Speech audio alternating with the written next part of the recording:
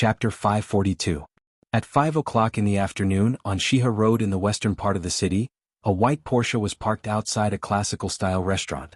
Jinwan got out of the car, answered a phone call and turned to enter the restaurant. The bodyguard watched Jinwan's back disappear, picked up his cell phone and called Mo Jingshan. "Mr. Mo, what's the matter? Someone asked Miss Ji out for dinner. She drove here alone and looked very serious.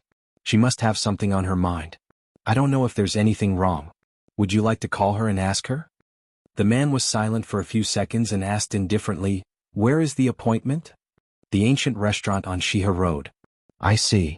They booked the most luxurious private room in the restaurant.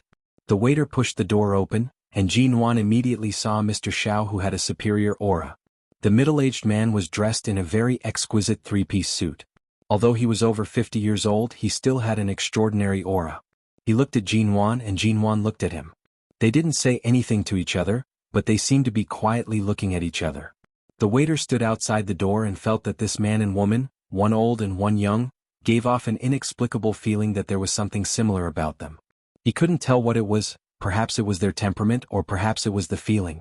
Jinwan looked at Xiao Jinjuan and saw that there was no one else in the private room, not even Xiao Lui. There were surveillance cameras around the room, so it shouldn't be a problem for her to come in.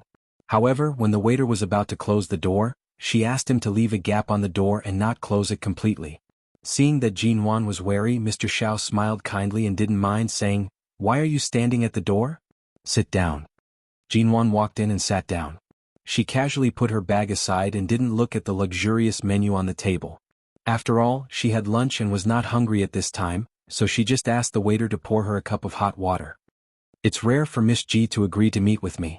Previously, I saw that you were very close to my son, but it seems like you haven't been in contact with him recently. Did my son do something to make you unhappy?" Old Master Xiao spoke first. Jinwan looked at the famous chairman of Ling Xiao Group in front of her and gave a faint smile. "No, CEO Xiao and I are just acquaintances. Last time at your birthday party, I was only there as his temporary female companion. We don't have much private contact." Xiao Luo's expression changed slightly. "You're right." Xiao Jinjuan smiled. Compared to the unapproachable chairman Xiao described by others, Xiao Jinjuan seemed particularly amiable and warm. "You must be hungry. Let's order some dishes first." "I'm not hungry, but old Mr. Xiao invited me, so I took advantage of the fact that I have nothing to do this afternoon to keep the appointment. I just don't know why you specifically asked me to meet you." At this time, the waiter came in with a glass of water, put it by Jinwan's hand, and then handed the menu to her. Jinwan took it and flipped through it casually. Before she ordered, she heard him say, "Nothing. I used to be a close friend of your father, Ji Hongwen, but then we had some misunderstandings, so we haven't contacted each other for so many years. It's rare to see his daughter make such great achievements in the business world. I can't help but sigh with emotion at the changes of time. I didn't expect old Ji's child to be so grown up and so capable." Jinwan's fingers paused as she flipped through the menu. She raised her eyes to look at him and curved her lips into a faint smile. "Mr. Xiao, do you want to treat me to a meal just because of my father?" Xiao Jinjuan had been paying attention to the change of Jinwan's expression, but Jinwan had been smiling politely and faintly, but her words seemed to indicate that she had guessed something, but because it was just a guess, she was not in a hurry to ask or point it out. "Of course, your mother."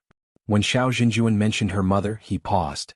His eyes fell on her face as though he was looking at another person through her face. However, Jinwan's seemingly calm eyes contained a different coldness and sharpness. He smiled again. "I'm about the same age as your parents. Decades ago we studied together in the United States. If it weren't for the fact that we haven't contacted each other these years, we could be considered friends despite our age difference." "Oh really?" Jinwan was still smiling, but she was obviously indifferent.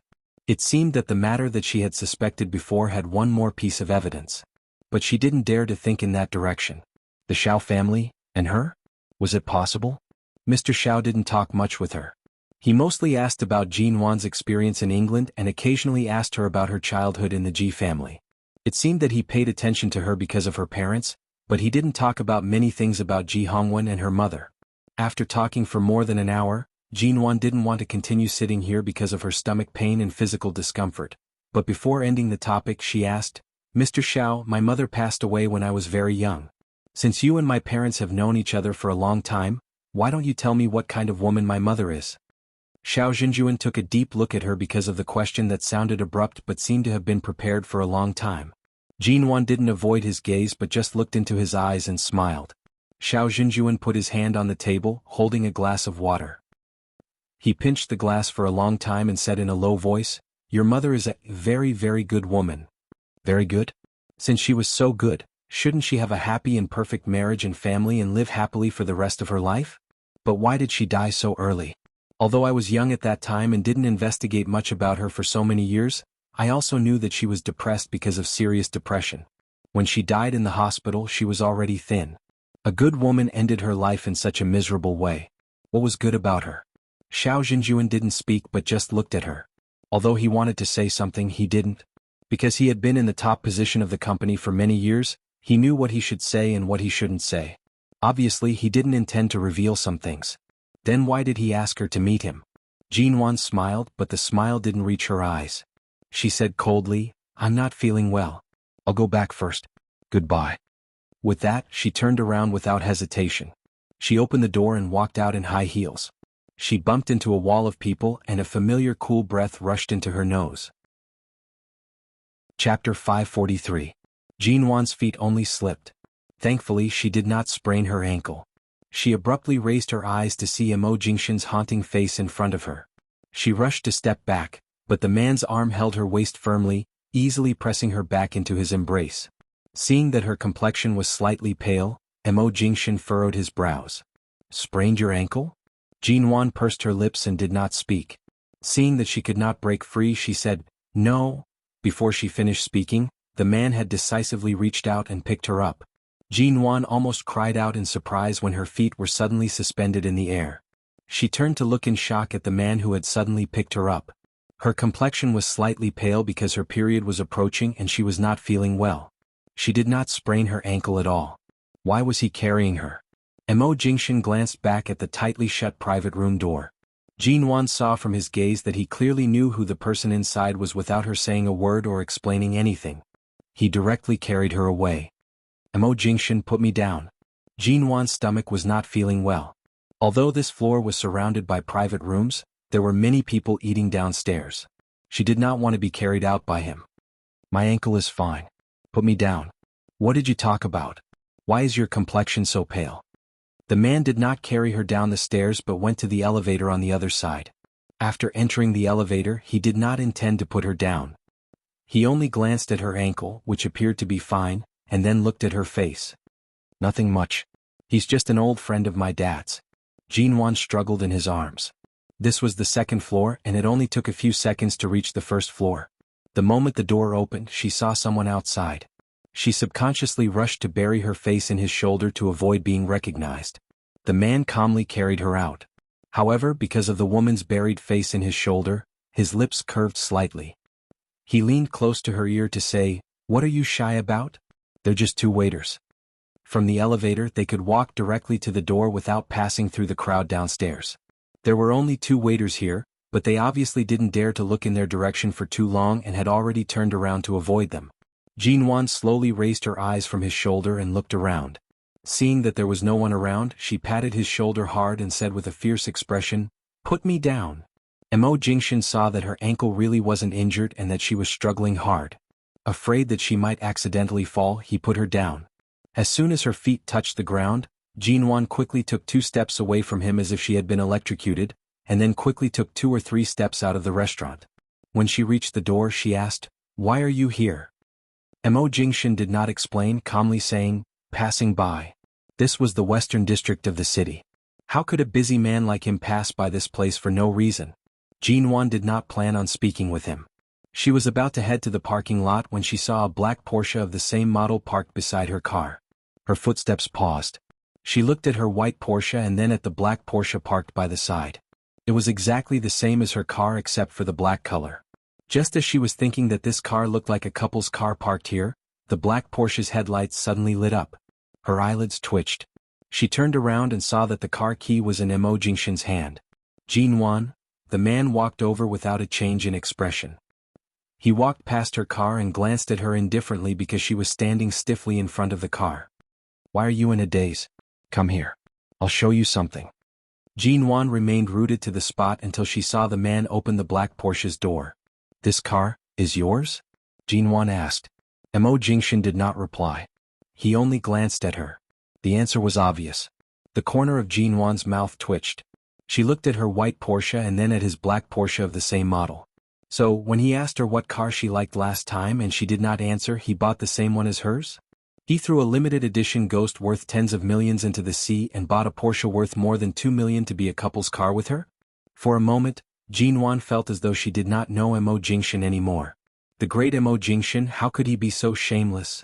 Who wanted to be a couple's car with him? Did he ask her for her opinion? And it was parked so brazenly next to her car? The man opened the car door and took out a document from the car. He ignored Jinwan's burning eyes that seemed to be filled with anger because of his car and handed it to her. "What's this?" Jinwan received the document in confusion and glanced at it. It turned out to be a business summit arranged by the government and Jing City. High City's Shine Group and MN Group had been invited to attend. There was also a meeting for the two companies because of the stadium project, but it was to be held in Jing City. Jinwan flipped through the document and then looked up at the calm man in horror. "You want me to go to Jing City with you on a business trip?" The man closed the car door and glanced at her. "Is there a problem?" Jinwan stared at him. "This is a big problem. Your Shine Group has cooperation with the business and political circles in Jing City, but MN Group has always been in London. It hasn't been long since we moved back to China. I have no contact with Jing City, nor do I have any cooperation projects. Just because of the construction of the largest stadium in the country, you can go to Jing City on behalf of the two companies. I'm clearly not qualified to go to Jing City. Who on earth put me in?" There was no need for anyone to answer her. She knew who the culprit was. In a place like Jing City, the opportunity to meet with various leaders and big shots in the business world was hard to come by. There were few people in the country who had the ability to put her in. Being glared at by her, Mo Jingshan smiled mildly. "I want you to go to Jing City to meet more people. This will have a good effect on your status in the domestic business world." "What? You don't appreciate my kindness?" Chapter 544. The man said flatly, "You won't get a second chance like this. Do you want to give up this good opportunity because of me or go to Beijing with me? Make your choice." Jinwan didn't speak. Her period was coming and her stomach was uncomfortable, so she couldn't think. But then she remembered that she would be on her period, and half of the suitcase would have to be filled with sanitary pads, which was really inconvenient. But the government had already issued the document, and she couldn't resist it. She took the document, opened the car door, got in and slammed the door. 2 days later, on her way to the airport, Jinwan received a WeChat message from Yengu. "Sister Nguyen, have you recovered? Can you go out soon? When will I go back to work?" "Jinwan, I'm going to Beijing for a business trip. I'll let you know when I come back." "Yengu, you're not really going to fire me, are you?" A grieved face. "Jinwan, no, if I really didn't need a bodyguard by my side, I wouldn't have let you come from the very beginning. Having a plainclothes SWAT officer by my side every day gives me a sense of security. I definitely wouldn't let you go." Yengu stared at the phone for a while and smiled. "Are you going to Beijing alone? When will you come back? Do you need me to go with you?" "Jinwan, no, I'm going with the people of Shine Group. I don't know when I'll come back. I heard it will take at least half a month." "Yengu, Shine Group? Your ex-husband's company? You're going with CEO Mo?" She replied, "Yes." Yengu stared at his phone for a long time and sent a voice message in frustration. Then, "Sister Nguyen, be careful. Your ex-husband means that you two are no longer in a relationship. Be careful not to be taken advantage of by others. Let me know when you come back. I'll pick you up at the airport." When she arrived at the airport, the driver hurriedly put down her luggage and left. Jinwan stood in the lobby of the departure lounge with a 30-inch large suitcase, watching the passengers coming and going. It was less than an hour before boarding time. She waited for several minutes but didn't see Mo Jingshan or the people around him. As time went by, she called Mo Jingshan so as not to delay boarding. However, the moment she dialed Mo Jingshan's private number, the call was hung up after a single ring. Jinwan was startled by the sound of the phone being hung up. Before she could put down the phone, a long arm had reached over and rested on the handle of her suitcase. The man's long and slender fingers pressed on the switch and pulled out the lever. At the same time, a faint voice sounded above her head, "Let's go." Jinwan abruptly raised her head, only to see that Mo Jingshan had already pushed her suitcase toward the VIP security checkpoint. Only then did she put down her phone. Because the man was tall and had long legs, she did not wear high heels because she had to catch a flight today. However, even if she was wearing flat shoes, it would be difficult to catch up with him after a few steps, so she could only jog to catch up with him. However, just as she ran over, she did not expect the man to suddenly stop in his tracks. Jinwan almost bumped into his back. The moment her forehead touched his back, she subconsciously took a large step back and barely steadied herself. She then raised her eyes. "Why did you suddenly stop?" Mo Jingshan glanced at the suitcase in his hand and then back at her. "We're going to Jing City on a business trip for half a month, not half a year. Why did you bring so much luggage?" Jinwan also glanced at the oversized 30-inch suitcase that belonged to her. If it weren't for her period, she wouldn't have needed to prepare 2 large bags of tampons. Originally, a 20-inch suitcase would have been enough, but although the tampons were not heavy, they took up a lot of space, so she had to bring a large one. Besides, she was a woman. It was already very unrefined to only bring 1 suitcase for a business trip for half a month. Could it be that he expected her to be as compact as him? "It's almost my period. I've only prepared some necessities in it." Jinwan raised her hand to tousle her hair and then raised her head to show him a very careless smile. Previously, Yengu had told her to be careful and be careful not to be taken advantage of. Although this business trip coincided with the arrival of her period, at least she was protected by it. Even if Mo Jingshan was a wolf with wild ambitions, he couldn't possibly do anything to her at such a time. When the man heard the words period, his gaze finally fell on her face, which looked good because of the light makeup she had put on today. From this, he finally found the reason why her complexion was not very good. It was almost time to board the plane. Mo Jingshan did not speak anymore and pushed her suitcase to the VIP passage. In front of them there were 2 foreigners queuing for security checks. Jinwan walked behind Mo Jingshan. Looking at the man's unusually silent back, she couldn't help smiling. For the first time in her life, she felt that her period had come at such a good time. After passing through the VIP passage, Jinwan walked toward the departure lounge while putting the cell phone she had just taken out back into her bag. Suddenly, she heard the man walking beside her say flatly, "I remember that your period only lasts 4 or 5 days a month?" Her footsteps abruptly paused. She abruptly raised her eyes and saw the man calmly pushing her suitcase into the first-class lounge. Jinwan. After entering the departure lounge, a male assistant who looked unfamiliar walked over. "Hello, COG. I'm Xiao Hu, the assistant accompanying CEO Mo on this trip to Beijing." Jinwan had thought that Shenmu would follow them to Jing City. She didn't expect to see a new face. She nodded politely. While Xiao Hu went to the water dispenser to fetch water for Jinwan went inside to ask, "Why didn't Shenmu come with you?" "He has something to do at home and took half a month's leave." Jinwan turned back to look at Xiao Hu. She saw that he moved quickly. Generally speaking, those who could be allowed to accompany Mo Jingshan on business trips were more reliable. After all, Mo Jingshan had always been a good judge of character. She didn't say anything more. She found a seat and sat down. She took out her cell phone and browsed the internet. She saw that she had recently added a lot of acquaintances on WeChat and finally clicked on a pink app for recording menstruation. There was still 1 day before her period came. She raised her hand and rubbed her stomach. Although her period didn't hurt as much as it used to, it still felt uncomfortable. Usually Little 8 would prepare the brown sugar water and heat pad for her. Now that Little 8 wasn't by her side, she was actually not used to it. Chapter 545. Thank you, Xiao Hu. Jinwan immediately picked up the disposable cup of hot water and took a sip. In addition to feeling uncomfortable during her period, she would also feel uncomfortable for a few days before her period. It was indeed the most fortunate thing for her to have hot water to drink at this time. "You're welcome. CEO Mo asked me to bring you hot water." Xiao Hu saw that Jinwan had already drunk half the cup of water and asked, "Do you want more hot water? I'll go get another cup." Jinwan did not speak as she placed the cup down. She only glanced at Mo Jingshan who was sitting opposite her. Xiao Hu did not wait for her to speak and went to bring her another cup of hot water. Jinwan struggled internally for a moment before receiving the cup and drinking another cup. Her stomach felt much better. By the time she entered the departure lounge, it was already close to boarding time. She had only drunk 2 cups of water when the announcement for boarding sounded.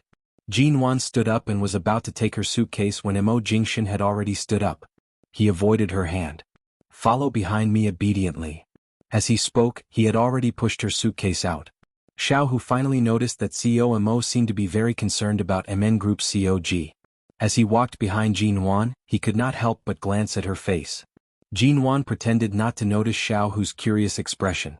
She knew that if the person by his side was not Shinmu, such a situation would definitely occur. Right now there was nothing much to explain. She could only silently follow him out. Xiao Hu was completely unaware of the situation. He watched as the big boss pushed the suitcase in front while COG walked behind like a supervisor. He secretly cursed in his heart. This COG's treatment was really unparalleled.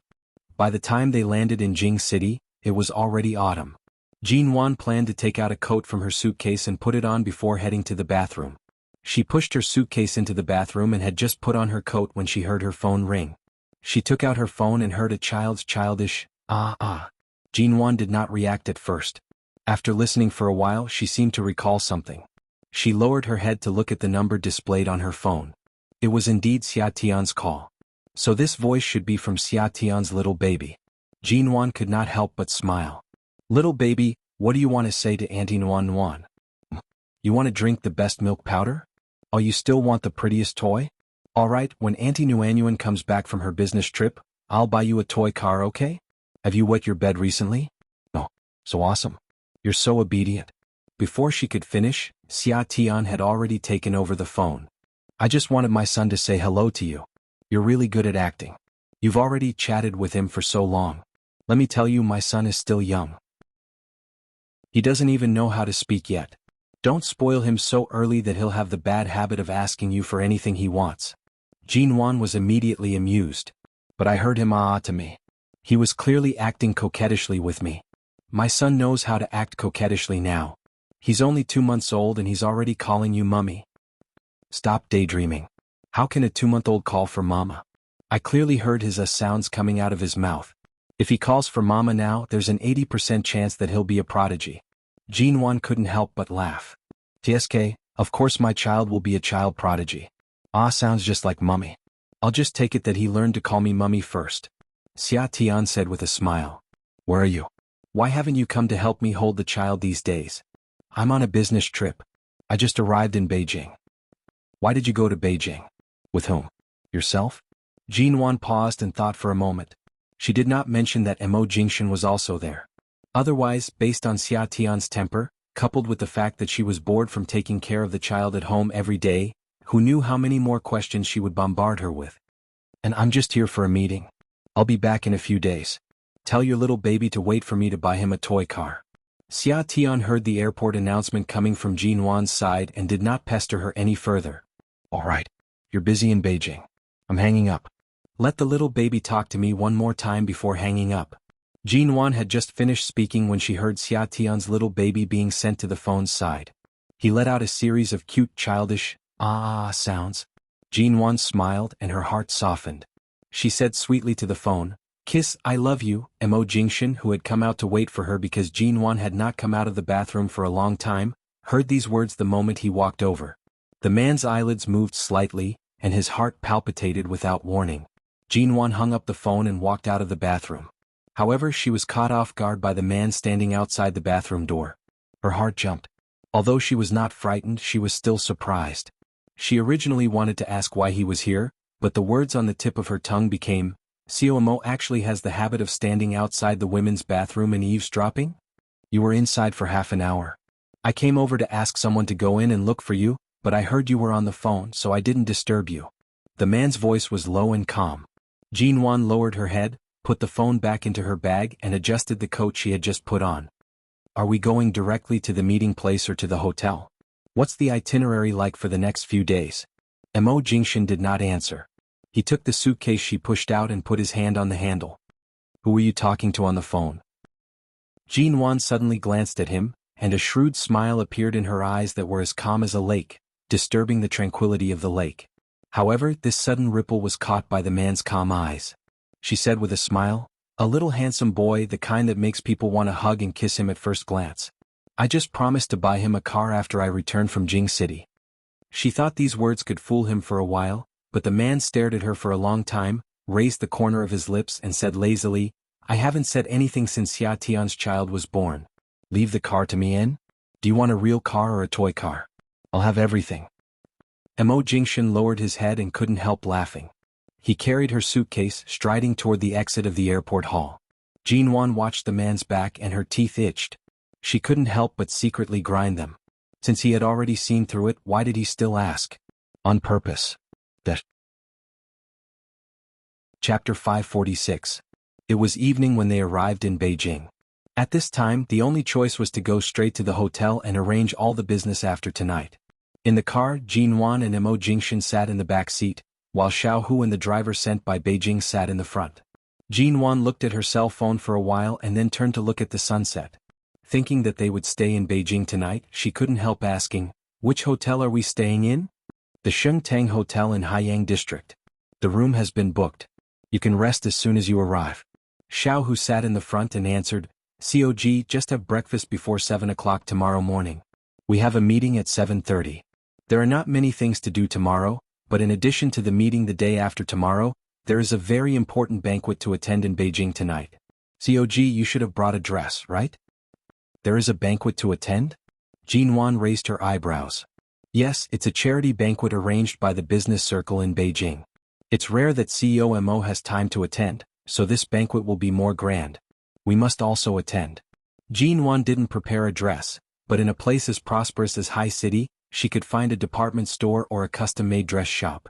When they arrived at the hotel, Jinwan looked up at the legendary Shengtang Hotel in Beijing and thought of another important question. "Do you live on the same floor as me?" Jinwan turned to look at Mo Jingshan, who had already gotten out of the car. The man smiled. "We're on a business trip together. For the convenience of traveling together, of course we live on the same floor. Otherwise, what do you think?" Jinwan. After arriving at the room, Xiao Hu wanted to help Jinwan carry her luggage in. After all, the corridor upstairs was covered with long and thick carpets, and it was inconvenient to push the suitcase, so she had to carry it. However, when he saw that COMO still helped her carry the suitcase without complaint and he didn't need to intervene at all, he hesitated and decided not to follow them. The door opened. Jinwan looked back at Mo Jingshan and reached out to take the suitcase. "Here we are. Thank you." The man ignored her words, pushed the door open the moment it opened and walked in. Jinwan stared at the man's back and pursed her lips for a long time before walking in. "I can leave my suitcase here. You don't have to come in." After the man entered the door, he directly put down her suitcase. The huge suitcase in his hand seemed to have grown legs and automatically leaned against the wall to steady itself. When the suitcase hit the wall, it made a small bang sound. Jinwan paused and subconsciously kept the door open. She walked in and was about to open her suitcase to pack her things. At the same time, to show him that she was busy, she wanted him to leave. However, the man only glanced at her from the side. Just as Jinwan was about to bend down to touch the suitcase, he took long strides toward her. Jinwan watched him approach and immediately placed her hand on the lever. She looked at him and said, "Go do whatever you need to do. I'm not feeling well these days. Don't provoke me. Otherwise, don't blame me for falling out with you." The man stood in front of her, bent down and leaned down little by little. She was squatting down now, but the man was standing in such a posture. She was at a disadvantage in this position. Jinwan held on, not being forced to sit in the corner by his aura. The distance between the two of them grew closer and closer. It was so close that she could clearly feel the man's slightly hot breath blowing against her collarbone. She was even more sensitive to the feeling of his breath brushing against her pores, causing the air around her to be dominated by his breath. When there was only half a finger's distance between them, he stopped approaching, causing Jinwan's tense body to tighten even more. Her stomach hurt. She had to hold her stomach with one hand and hold the lever with the other to prevent herself from falling to the ground. As a result, she couldn't even pull out her hand to push him. "Jinwan." The man called her name. Although he used her full name, his voice was low and husky, making her feel that her name was about to melt in his voice. Her expression was guarded.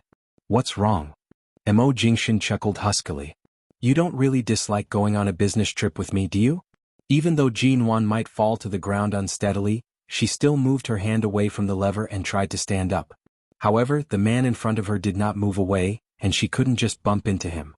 After 2 seconds of hesitation, she took a step back and sat on the carpet behind her. The man leaned very close. Seeing that she wouldn't catch a cold sitting on the thick carpet, he didn't reach out to help her up. He moved closer and closer, so close that his words seemed to be whispering, so close that it seemed as though his lips would touch hers at any moment. However, he didn't really touch her and kept the distance between them within half a finger's distance. He was clearly so close, clearly pressing down on her, but it seemed as though he wanted to come closer and yet didn't. It was as though he was invisibly seducing her. When the man looked into her eyes for a long time, his eyes darkened, and he lowered his eyes to kiss her. Jin Wan decisively raised her hand to cover her mouth, and the man's kiss immediately fell on the back of her hand. Mo Jingshan watched her cover her mouth, his handsome brows moved, and a low chuckle escaped his throat. He didn't argue with her and said softly, "If you like to have your own business, I won't stop you. After all, MN Group is your blood and sweat. You can do whatever you want to do for it. You can spread your wings and fly high, but you can't fly into someone else's arms." Do you still remember the suggestion I made at Aolan International? What suggestion? Jin Wan frowned. She had been forced to the corner by him and leaned against the wall. Be Mrs. Mo again. When the man spoke, he slightly lowered his head again. Jin Wan had put down her hand when she spoke, so he suddenly touched her lips. However, he didn't kiss her too deeply. Jin Wan even clearly felt that she was being kissed by him, but it was just a light touch. He didn't push her too close, nor did he press her too hard. However, the man's heavy breathing and hoarse voice made her strangely feel as though she had been pressed here and violated by him. No. Jin Wan refused him without thinking. Compared with her cold expression of rejection, Mo Jingshan's expression could be said to be calm. I'm not in a hurry. Sooner or later, I'll make the word no disappear from your mouth and come back willingly. Mrs. Mon? Chapter 547. Mo Jingshan watched her for a moment. He saw that she had spent too much time on the plane and in the car, and the light makeup on her face had faded. Her originally pale complexion was now obvious. Based on her menstrual cycle, she did need to rest early. Remember? Jin Wan? She glared at him. The man did not speak. She glared at him, unconsciously using a warning tone. Mo Jingshan, I'm telling you, if my poor health affects your work here, don't blame me for dragging you down. If I continue to sit here, it will only make me feel worse. If I can't get up tomorrow? Seeing that she was so angry that she could say such words without any threat, his voice carried a smile. Kiss me and I'll help you up. Jin Wan glared at him. Mo Jingshan, you're the epitome of despicable and shameless. Even if you want to take advantage of someone, you have to look at the situation first. You found out. The man smiled. Indeed, I'm taking advantage of someone. As expected, I wasn't wrong to say that you're a beast in human clothing. Unhappily, Jin Wan tried to push him away again, but when she frowned unhappily, the man quickly kissed her on the cheek. It was only a light kiss, but he picked her up and put her on the bed. Jin Wan, who had only wanted to stand up, was carried onto the bed in the blink of an eye. Rest well. If you're hungry, call the hotel and have them send you food. Wake up on time tomorrow. Don't sleep in. Jin Wan, your stomach hasn't been feeling well these days. Remember not to use cold water when you shower, N? Seeing that she did not respond, the man dragged out his words. His tone was heavy, but it carried an indescribable sense of indulgence and pampering. After finally sending Great Boss Missouri away, Jin Wan watched as the man closed the door behind him. She then relaxed and laid back on the bed with her arms and legs spread out. Rushing to catch a plane in a car was the most tiring. She wanted to sleep for a while before waking up for dinner. She lay on the bed and did not move. Not long after, the man's gentle and mild words lingered in her ears. Go back to being Mrs. Mo. Jin Wan flipped over and covered her head with a pillow. When she woke up the next day, her period arrived on time. Her stomach hurt so much that it felt like it was about to cramp. Jin Wan curled up on the bed for a long time before she sat up. Seeing that it was 7:30, she got up to wash up. After all, she came to Beijing for work, not for a vacation. However, just as she got out of bed and put on the white soft slippers in the hotel room, she suddenly heard her phone ring. She picked up her phone and glanced at it. It was an unknown number.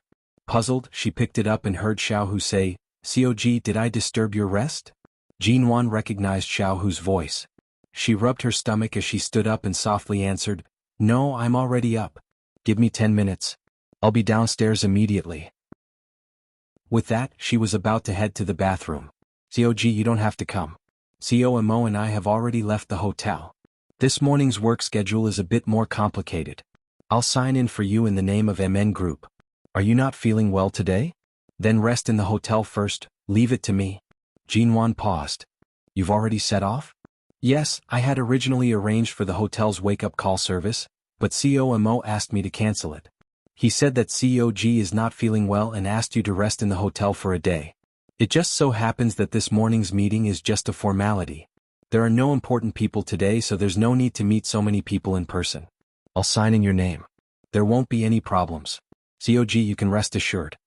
Jinwan knew that it was not suitable for her to travel during her period. The pain during her period was sometimes good and sometimes bad. When it was good, the pain was not so severe, but occasionally because of frequent overtime work, her endocrine system would be disturbed, and then on a certain month, the pain would be heart-wrenching. Although the problem of the cold in the womb was much better, the pain during her period was still the most painful. In the past 3 years, she had stayed in London as much as possible during these days of each month and rarely went out. This time, when she suddenly came to Beijing, she had been prepared to endure all kinds of discomfort, but she didn't expect that she would still become the one being taken care of. Well, if there's anything I need to be involved in, please let me know in time. I'll make preparations. Don't delay the schedule, Jinwan said softly. All right, I'll contact you at any time. After speaking, Xiaohu hung up the phone and turned to look at Mo Jingshan sitting in the back of the car. COG's voice sounds weak. It seems that she is really uncomfortable. Shall we call a doctor to check on her? Mo Jingshan didn't say anything. Mo Jingshan's handsome face showed no emotion. He did not respond. Xiaohu turned back to chat with the driver. After a moment, he picked up his cell phone and was about to call Qin Siding when he remembered what Jinwan said last time. His fingers paused on the screen for a moment, skimmed over Qin Siding's number, chose a doctor he was more familiar with and called him. In the next few minutes, Xiaohu felt that his understanding of COMO had been completely shattered. He actually heard COMO, who usually didn't even have an extra woman by his side, calmly ask a woman if there was any more effective and faster way to relieve pain during menstrual pain besides brown sugar water. After listening for a while, Xiaohu decided to look down and pretend he heard nothing. In the afternoon, when they were about to return to the hotel after finishing several tasks outside, Mo Jingshan asked them to stop on the road, and then Xiaohu saw his boss get out of the car and go to a large chain pharmacy by the road. When Mo Jingshan returned to the car, Xiaohu didn't need to look to know that the bag in his hand was filled with things he bought for COG. Was COMO's spring coming, or was COMO chasing COG? That shouldn't be the case. There were so many women who secretly liked COMO. Even in High City's entertainment circle, there were countless women who wanted to hug COMO's thigh, but COMO never looked them in the eye. He could definitely be described as cold, heartless, and unwavering. They were all like skeletons without the slightest interest. Although he didn't know how COMO treated the woman he liked, based on his vigorous and decisive attitude at work, he should be very strong and decisive to the woman he liked. He didn't expect that the iceberg COMO would have such a patient side to the woman he liked. Chapter 548. By the time Mo Jingshan returned to the hotel, it was already afternoon. The room service staff said that Miss Ji had not come out all day. She only ordered a simple lunch and did not call the room service again. When Mo Jingshan entered, the woman on the bed was lying on her side, slightly curled up. Her breathing was quiet and even. She was buried in the quilt and did not move. It seemed that she had been sleeping. The man's elegant and deep brows furrowed. He took long strides and approached the bed. Under the soft light in the room, the woman's clean face was illuminated. However, her face was paler than usual, and her lips were almost colorless. Her eyelashes were very long, casting a faint shadow on her thin and pale face. Her shoulder-length hair was spread on the pillow, and her body was still bent in sleep as she endured the pain in her stomach. Jinwan had long been accustomed to the discomfort during these days of the month, so she habitually slept through these days when it was too painful. After a long time, she could fall asleep in such bursts of pain. At least in this way the pain could be reduced a little. But obviously, she was also enduring the pain in her sleep, and her brows were slightly furrowed when she slept. The curtains in this room were tightly closed, blocking all the light from the outside. There was only the light from the wall lamp by the bedside. In fact, Jinwan had been sleeping, but when she heard someone coming in, she woke up but did not open her eyes. She was clearly here on a business trip, but she had to rest in the hotel on the first day. No matter whether today's work was important or not, she instinctively felt that she was dragging her company down and felt uncomfortable. Right now, she was not in the mood to face Mo Jingshan. The room was extremely quiet. Jinwan did not move. It was not until the sound of the door closing entered her ears that her slightly tense nerves relaxed a little. She opened her eyes, looked at the room that still had only one wall lamp, looked at the tightly closed curtains and then closed her eyes again, preparing to continue sleeping. Anyway, the pain would only be the most in the next 2 days. When her period was about to end, it would not be so uncomfortable. The man's cool breath surrounded her from behind. Jinwan's relaxed nerves immediately tightened. Earlier, when she heard the sound of the door closing, she thought that Mo Jingshan had left, but she did not expect that he did not leave and only went to close the door. She froze. Other than the refreshing fragrance of plants, the man's body also smelled of travel. Following that, her pajamas were pulled open. All the hairs on her body stood on end. Just as she was about to resist, the man's warm palm was already pressed against her cold abdomen. Jinwan paused. Their skin pressed against each other without any obstruction, causing her hair to stand on end. The warmth of the man's palm caused all the pores on her body to tighten. She did not move, but when the man's breath brushed against her neck, she immediately grasped the bedsheets sensitively. She moved her head to dodge, but the man's hand seemed to be fixed on her lower abdomen and did not move away. Just as she was about to turn over, she suddenly felt the bedside sink a little. The man simply lay down by her side and easily pressed all her movements. He reached behind her neck and pulled her into his arms, while the other hand remained pressed against her abdomen. Mo Jingshan, who gave you permission to enter my room again? Does everyone have a room card of this hotel? I'm still sleeping. Do you think I can come in just because you say so? Jinwan was held in his arms. She raised her eyes to meet the man's deep, ink-black eyes under the dim light. The man did not speak but increased the strength of his hand on her lower abdomen. It was not until Jinwan pushed him hard that he said seriously, "Be obedient. Does your stomach hurt? Do you still have the energy to struggle? Don't I have thousands of ways to relieve my stomach pain? If you really wanted to make me feel better, you could have asked your assistant to buy me a few heat pads or a hot water bottle on the way back. But you directly used your hand. Do you really think I don't know what you're thinking? Me going on a business trip with you doesn't mean I..." Before she could finish her sentence, her face was cupped. She was startled and was accurately kissed by his lips. Without any explanation, Mo Jingshan pried open her lips and kissed her. The kiss was deep and heavy, and Jinwan's brain almost exploded in an instant. He kissed her because he couldn't win against her in words? What was wrong with this man? Jinwan couldn't push him away. She was almost completely trapped in his arms and pressed under him. After a few hard pushes, she lost the strength to push him away. The pain in her stomach made her hate herself for being so weak for a few days every month. She refused to close her eyes and stared at him like fire. As they kissed, the man's dry hand, without a trace of sweat, moved away from her lower abdomen and turned to hold her waist without any hindrance. His body completely covered hers and the kiss became deeper and deeper. While Jinwan was still glaring at him, the man covered her eyes with his hand. Jinwan was forced to close her eyes, and as soon as she closed them, she couldn't control her emotions. When the man felt that she had slowed down, he patiently and gently kissed her on the lips and didn't continue. Jinwan opened her eyes because there was finally space on her lips. The moment she opened her eyes, she became clear again. Soberly, she reached out to pull the man's hand away from her lower abdomen. Mo Jingshan. N? The man's voice sounded particularly dull and low in the dimly lit room, but it was so sexy and lazy that it made her heart skip a beat. Your stomach hurts so much. Why didn't you ask the hotel staff to boil some brown sugar water for you? Jinwan turned her face away to avoid his breath. It won't do much to drink it. It won't hurt so much for more than half an hour after I drink it, but it'll be the same after a while. There's no need to bother the hotel staff. The man said in a low voice, "So you just put up with it?" She said flatly, "I'm used to it." Before the divorce, Mo Jingshan or Andy Chen would watch her drink some hot milk or brown sugar water every night, so her monthly period was much better. But in the next 3 years she could only live a regular life and keep exercising. How could she take care of such a delicate thing? Besides, she was so busy that she didn't have time to insist on heating up brown sugar or ginger tea every night. It had been 3 years. As time went by, she got used to it. She was no longer as delicate as when Mo Jingshan was by her side. She had long given up the idea of being pretentious. Chapter 549. He said hoarsely in a low voice, "Get used to what? Curling up in bed like a shrimp, deliberately making me feel sorry for you?" Jinwan's face darkened. "You're the shrimp."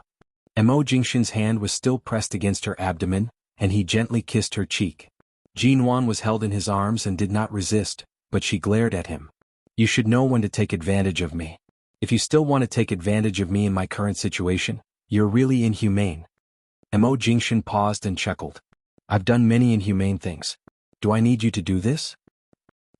Take your hand away. His palm pressed against her abdomen seemed to have a steady stream of heat. This feeling made her want to rely on him when she was vulnerable, and Jinwan instinctively resisted. He did not let go of her but held her tighter after she spoke.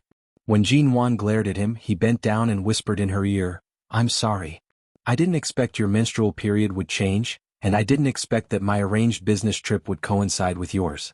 If you're really uncomfortable, you can reduce your work schedule. Don't make things too difficult for yourself. Jinwan pursed her lips. There's nothing to be sorry about. I know my own physical condition. It's not a big deal. I'll be fine after a day or two of sleep. She knew that Mo Jingshan remembered her menstrual period. 3 years ago, these few days of every month were very stable, and the time was also very accurate. However, when she first went to the UK, all kinds of physical and psychological pressure and emotions were weighing on her. Perhaps it was too much pressure, so she wasn't very stable for a few months. Her period was either too early or too late.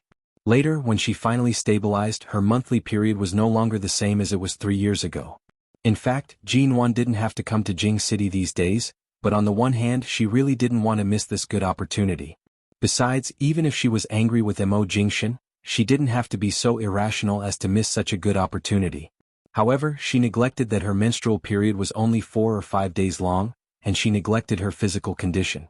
This was simply lifting a rock and smashing it on one's own feet. Not only did it not hurt others, but it was also about to kill itself. Mo Jingshan pinched her chin. He had to admit that a 3-year absence would indeed make it difficult for a man to remain unruffled. However, the little woman in his arms was in a special situation. He could only look at her but not touch her. Seeing that she was in so much pain, he lowered his voice and said, I'll help you warm your stomach. If you want to sleep, you can continue sleeping. How can I sleep with you here? The man curled his lips. If you're not going to sleep, why don't we continue kissing for a while? The severity of a woman's menstrual cycle is directly proportional to the tension in the brain. In other words, the more you concentrate on thinking about where it hurts, the more it hurts. Why don't you do something else? Once you feel happy, your body will instinctively release dopamine and activate your brain cells. This can also help relieve the pain. Jinwan, which doctor came up with this fallacious reasoning? She quickly turned her face away to prevent him from kissing her again. Under the dim light, Mo Jingshan could not see her face clearly. However, the little woman's posture of holding her breath and twisting her body to avoid facing him was enough to explain her current expression. Jinwan closed her eyes and did not speak for a moment. The man also laid by her side and did not move further. He only helped her press against her throbbing abdomen. When she was about to fall asleep, she closed her eyes and said, You'd better get someone to buy some heat pads for me to put on. All right, you sleep first. The man's voice was as though he was coaxing a child, warm and patient. Jinwan woke up after sleeping for several hours. When she got up, she found that Mo Jingshan was no longer around. However, the room was filled with the fragrance of Chinese medicine. She then felt the heat on her stomach.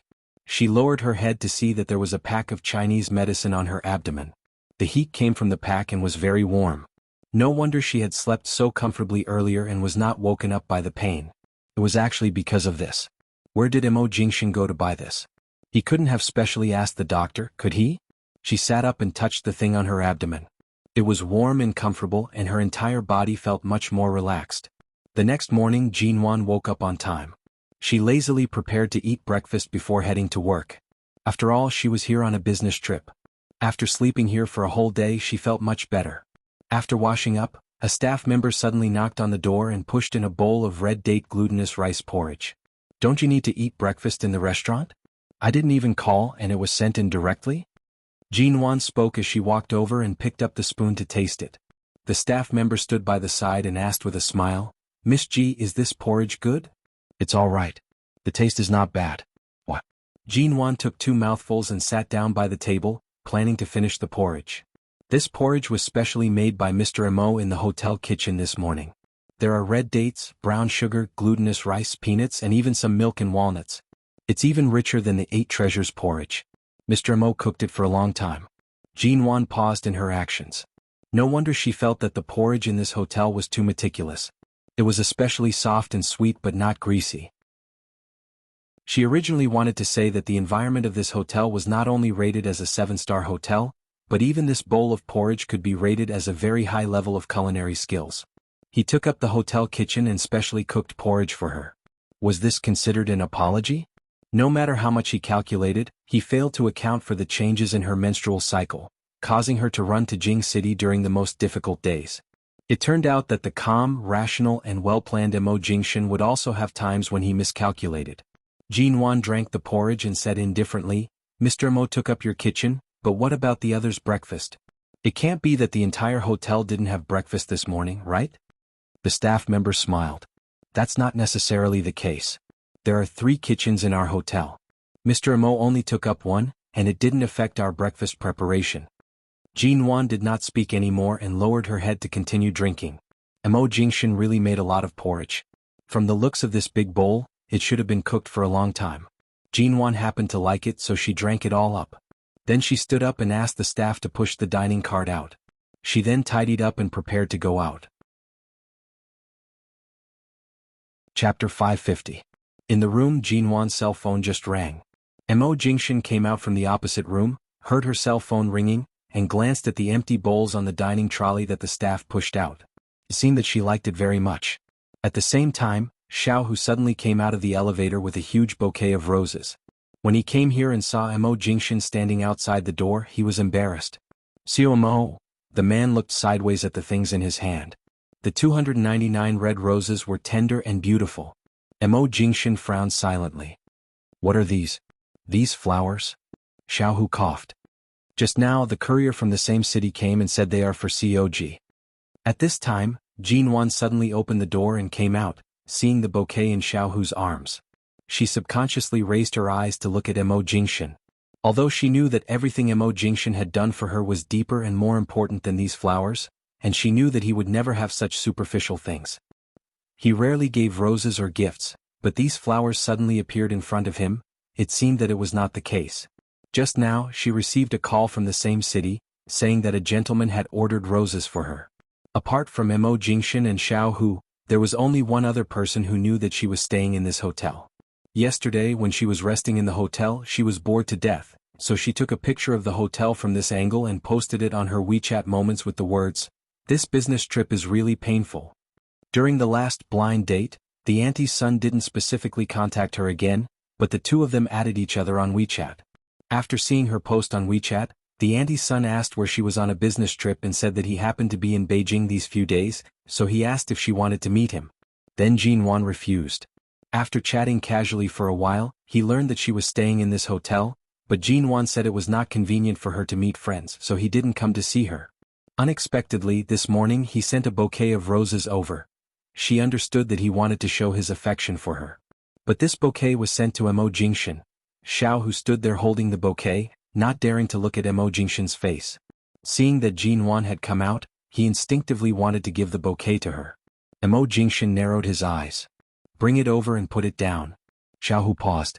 Just as the flower was about to fall into Jin Wan's arms, he abruptly turned around and decisively put the flower on the dining car closest to Mo Jingshan. Then he quickly backed away from the danger ahead. They were fresh red roses that had just been picked and shipped to China by air. There were still clean water droplets on them and they were delicate and lovely. Mo Jingshan glanced at the heart-shaped card on the flower and pulled it out with his well-defined fingers. He held it between his fingers and glanced at it. Then his expression turned dark and cold. Before Jin Wan could react, she saw the man throw the card into the garbage truck of the guest room cleaning staff passing by. Jin Wan instantly glared at him in disbelief. "Mo Jingshan, why did you throw my things?" She felt ashamed that she had been moved and soft-hearted by him just now. Mo Jingshan glanced at the irksome rose again and then his eyes fell on her face. "Since you like red roses, I'll send you a bouquet every day." "I don't want that." "Then there's no need for this bouquet," the man said indifferently. He casually picked up the bouquet and was about to throw it into the garbage truck when it was about to be pushed over. Jin Wan hurriedly rushed over. Just as the bouquet of roses was about to fall cruelly into the garbage truck, she stepped forward and hugged the man's raised arm. "He sent me flowers with good intentions. What right do you have to ruin what he sent me?" Mo Jingshan looked down at the little woman and narrowed his eyes. He remembered that before the divorce, there were many men who courted Jin Wan and sent many flowers to her studio, but they were all rejected by her or thrown out. At that time she was very decisive and did not allow any man to approach her. Now, just because she was not bound by marriage, she could even say that she didn't want to ruin other people's good intentions? He stared at her with his black eyes. For the sake of snatching flowers, you were so agile when you rushed over? Doesn't your stomach hurt anymore? There was a hint of danger in his words. Jinwan glanced at him, turned back to the room with the flowers, and closed the door with a bang. Mo Jingshan looked at the closed door in front of him and felt his temples suddenly jump. It was hard for him to find some warmth, but it was interrupted by such a sudden bouquet of flowers. He shouldn't have kept the man who had a blind date with her in the first place. In the morning, Jinwan went to an exhibition hall in Beijing with Shine Group in the name of MN Group to visit and do some exchange work. Because there would be a very important exchange dinner in the evening, she took the time to go back to the hotel at noon to rest. She had just had porridge in the morning and didn't want to eat too cold or too bland at noon, so she took advantage of the lunch break to find a small shop nearby to eat a big bowl of rice noodles. Finally, with a full stomach, she warmly strolled back to the hotel. However, as soon as she entered the room, she saw that the large bouquet of 299 flowers she had placed in the room was gone, leaving only 3 red roses in a slender glass vase. She stared at the 3 roses. Because the roses given to her by the anti-sun were very expensive, they weren't ordinary roses that cost a few yuan on the market. Therefore she could recognize them at a glance. These 3 roses were 3 of her 299 roses. Jinwan abruptly walked out and knocked on Mo Jingshan's door. When the door opened, the man who had just changed his clothes glanced at her and moved aside. At the same time, he casually adjusted the cuffs of his shirt, asking mildly, "Didn't you say you were coming back to rest? Are you planning to enter my room to rest?" With that, the man turned and entered, indicating that she didn't need to be polite. Jinwan stood in front of the door and saw that there was a similar glass vase on the table in his room, with the same 3 roses in it. "Mo Jingshan, where are my flowers?" After Jinwan asked, she watched as the man buttoned up his cuffs, put one hand in his trouser pocket and said calmly, "It's too wasteful to leave such expensive and beautiful Bulgarian red roses in your room to be exposed to the sun and wither. I asked Xiaohu to take them out and send them to the housekeeping department and ask them to give a few to each room." Chapter 551. The man chuckled, his eyes indifferent and his tone calm. "Didn't you say you don't want to ruin other people's good intentions? This Shengtang Hotel happens to have Shine Group's investment. A good resting environment coupled with beautiful roses can add points to the hotel's image. Instead of letting the roses wither, it's better to make the best use of it. What do you think?" You don't have to thank me." "Who would thank him?" Jinwan glared at him angrily and reached out to him. "If I really stay here with you for half a month, will you be able to enter my room whenever you want? Give me my room card." The man pinched her cheeks and lowered his eyes, looking at her indifferently and indulgently. "Don't be naughty. Didn't you say you came back to rest? Go." Jinwan raised her hand to slap his hand away, but the man withdrew his hand right before she could do so. Jinwan's slap hit nothing but air. "Jinwan, this bastard." It was just a bouquet of roses. She hadn't even seen the card on the bouquet. Now even the roses were gone. There were only 3 left for her. "Give me back the room card first." The man saw that she was obsessed with the room card, and his dark, deep eyes fell on the white, tender hand she raised. "I have thousands of ways to get in. It doesn't matter if the room card is with me or not." Jinwan didn't expect Mo Jingshan to admit it so directly. He was directly admitting that he brought her to Jing City this time to open the door for him. He even said that it was a rare opportunity for MN Group and that he had to cooperate with her due to the busy work in Jing City. In the past 2 days, apart from sleeping in the hotel, she went out with him to see exhibitions or eat and drink. At night, she was only going to attend a dinner party. How was this work? He clearly dragged her here to take a vacation in the name of a business trip. And he could enter her room just because he said so. Forget it. At most, she could change to another hotel. Shengtang Hotel was a hotel invested by the Shine Group in Jing City. She couldn't afford to offend him, but she could hide from him. Jinwan was so angry that she didn't speak and turned to leave. However, before she could walk out of the room, the man's faint voice came from behind her. "Don't even think about changing hotels. Many of our itineraries are tied together on this trip to Beijing. You can't stay too far away or it will only delay the trip. Also, the other hotels nearby are all cooperating with Shine Group. After all, this is the best location in Beijing. Shine Group will definitely not let go of such an investment that is destined to increase in value." Jean Wan's footsteps came to an abrupt halt. She didn't look back but rolled her eyes hard at the carpet in the corridor outside the door. When Mo Jingshan was abstinent and cold, he appeared like a flower on a high mountain, making it hard for people to approach him. However, once this man began to thicken his skin, it really made people sigh. Observe. Stop. During the lunch break, Jean Wan returned to her room and stood by the door to study how to lock the door from the inside. In the afternoon, she went to another place in Beijing to attend an exhibition. Because there was a banquet that was said to be very important in the evening, Jean Wan found time to find a custom-made dress shop. She chose a low-key, simple, nude strapless gown. The dress was embroidered with silk flowers and ultralight ruffles, and a few crystals decorated the chiffon and chiffon base so that it was not too ostentatious but not too elegant. There were also 2 delicate feather bone designs and soft chiffon fabric on the shoulders, which made the entire gown look very elegant. Because it was a strapless style, Jean Wan's beautiful collarbones were enough to match the gown perfectly. Obviously, she only needed a simple necklace and she didn't need to add any other accessories. From head to toe, she was gorgeous, elegant, mysterious, and exquisite. She completely gathered the temperament and texture that many socialites and rich ladies in the upper class yearned for but couldn't completely merge with. Jean Wan didn't know what to say. She didn't know what to say. When she was helped out of the fitting room by the dress designer, Jean Wan hadn't put on her high heels yet. The designer brought her a pair of nude stilettos that matched the gown very well. As soon as she put them on, she stared at the center of her collarbone in front of the mirror outside. Because of the lack of a necklace, it looked perfect but vaguely missing something. She had never worn the blue diamond with her. Ever since she found out the price of the blue diamond and its status in the global jewelry industry, she had left it at home. Of course, it was impossible for her to bring it with her on this business trip. She was standing in front of the mirror in a daze. Behind her, a tall and handsome man appeared in her mirror and approached her from behind. Through the dressing mirror in front of him, Mo Jingshan looked at Jean Wan in the mirror, at the woman's delicate face with a little makeup, at her standing in front of the mirror in a daze, not knowing what she was thinking, and finally, his eyes fell on the center of her collarbone. The man looked at her calmly. Jean Wan was very beautiful. This was an indisputable fact, but she had never deliberately dressed up in front of him. In the past 3 years, she no longer tried to hide her brilliance as low-key as before. In the past 3 years, she often wore bright red, sexy strappy dresses, stunning everyone, and even turned her originally harmless beauty into a very lethal weapon in the London business world. This time, if it weren't for the fact that she didn't intend to be too presumptuous in Jing City, she wouldn't have dressed so low-key. But even if she was low-key, it couldn't hide her beauty. She could even control any style of gown, any color, any style, and it was enough to amaze people when she wore it. Like all dress customization centers, there was generally a jewelry store near such a store, and the nearest store next door was a well-known luxury jewelry store in France. Under the careful questioning eyes of the staff here, Mo Jingshan acquiesced to them to help Jean Wan choose a suitable necklace.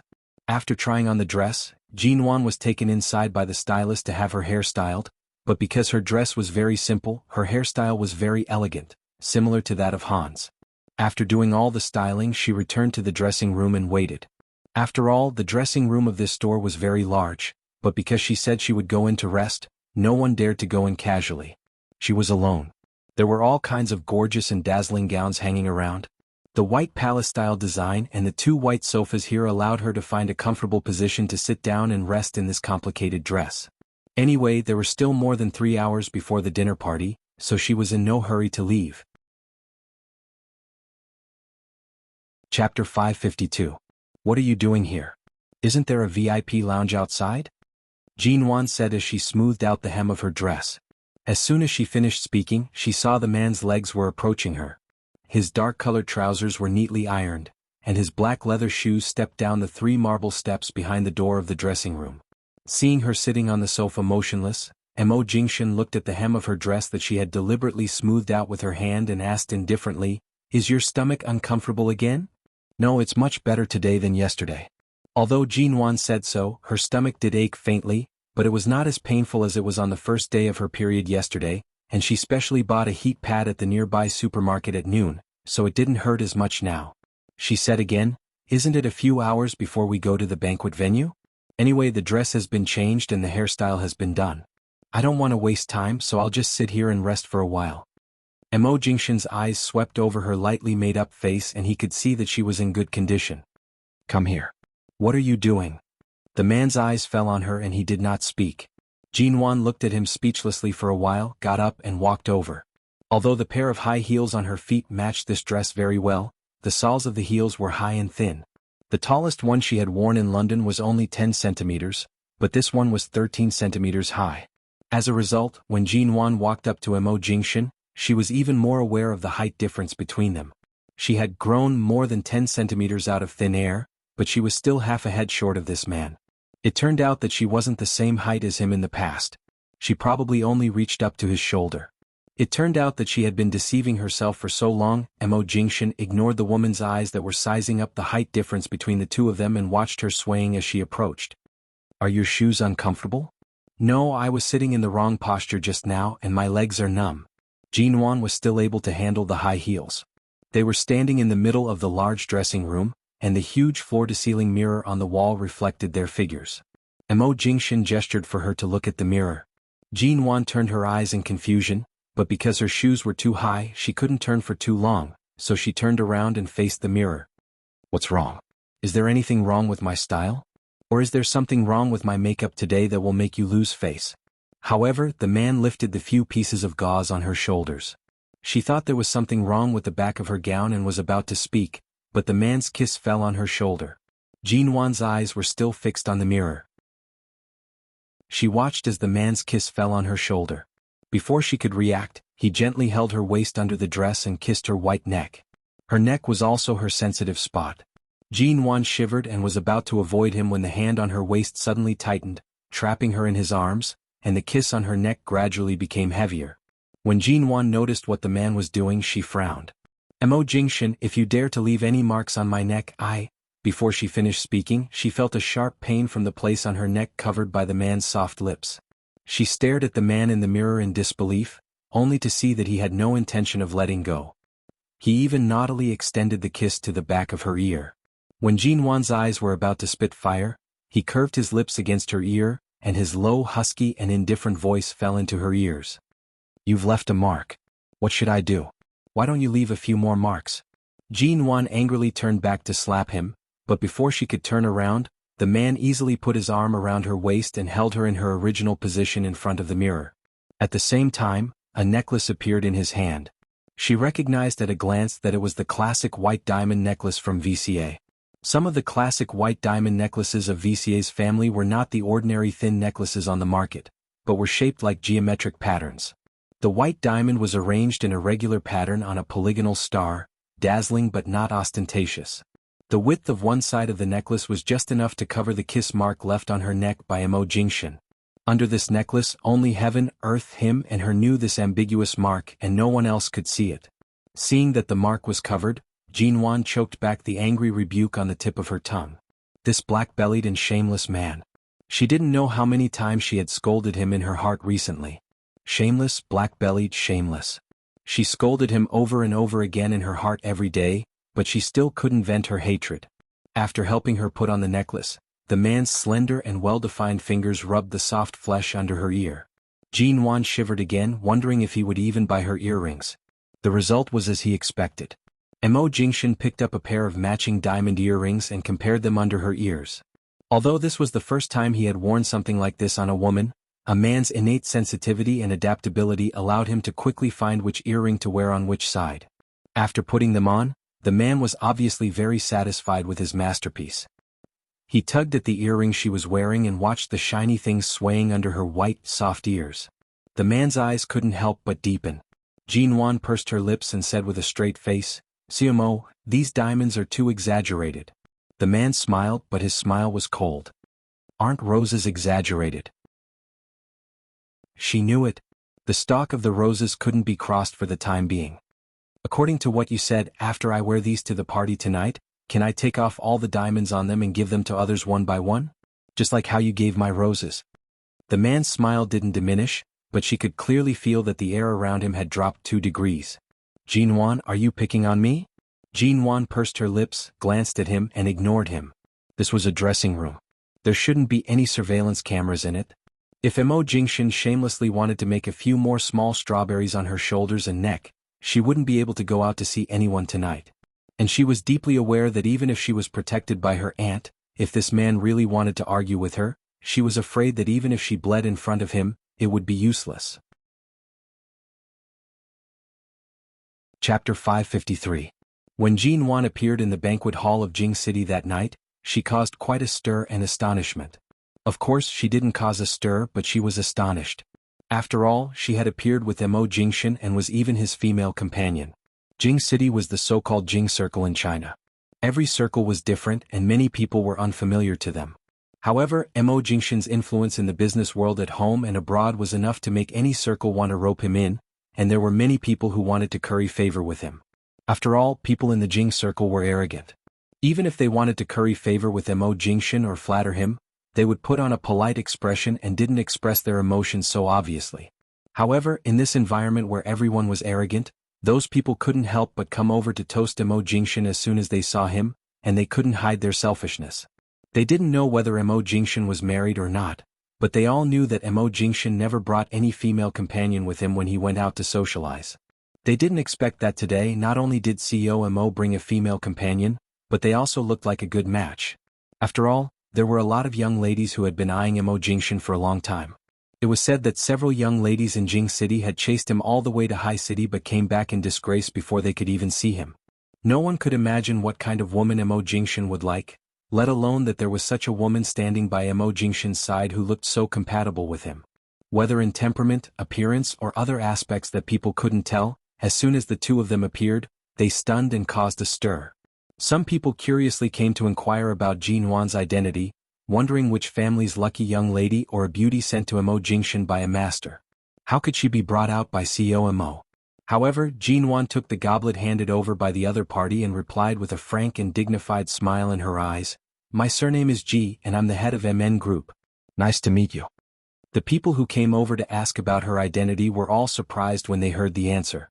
When they remembered this MN Group, which rose in London 3 years ago, and Jin Wan, the famous female entrepreneur on this year's Forbes list, the beauty in front of them and the tall man beside her had gone far away. No wonder she could stand shoulder to shoulder with Mo Jingshan. It turned out that she was not a young lady but CEO G of MN Group who had a foothold in the business world and had become famous in recent years. Jin Wan never cared much about other people's gazes, not to mention these people were strangers she had just met today. As she walked, she took the glasses that were handed to her, maintaining a calm and generous attitude. There was not much champagne in these glasses, and each glass only had 1 or 2 mouthfuls of wine at most. She casually drank a few glasses and followed Mo Jingshan into the restaurant. The reason why she was so cooperative was that, on the one hand, she was the brand of the MN Group. She couldn't be too arrogant, but she also couldn't be looked down upon by these arrogant people in the capital circle. After all, such a banquet gathered the CEOs of many well-known domestic companies, and they could become partners of the MN Group at any time in the future. On the other hand, before arriving at the banquet, Mo Jingshan had reminded her that the circle in Beijing was much more complicated than that in High City.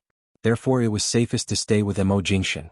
Although she had been too self-indulgent in front of Mo Jingshan recently, she had to consider the situation.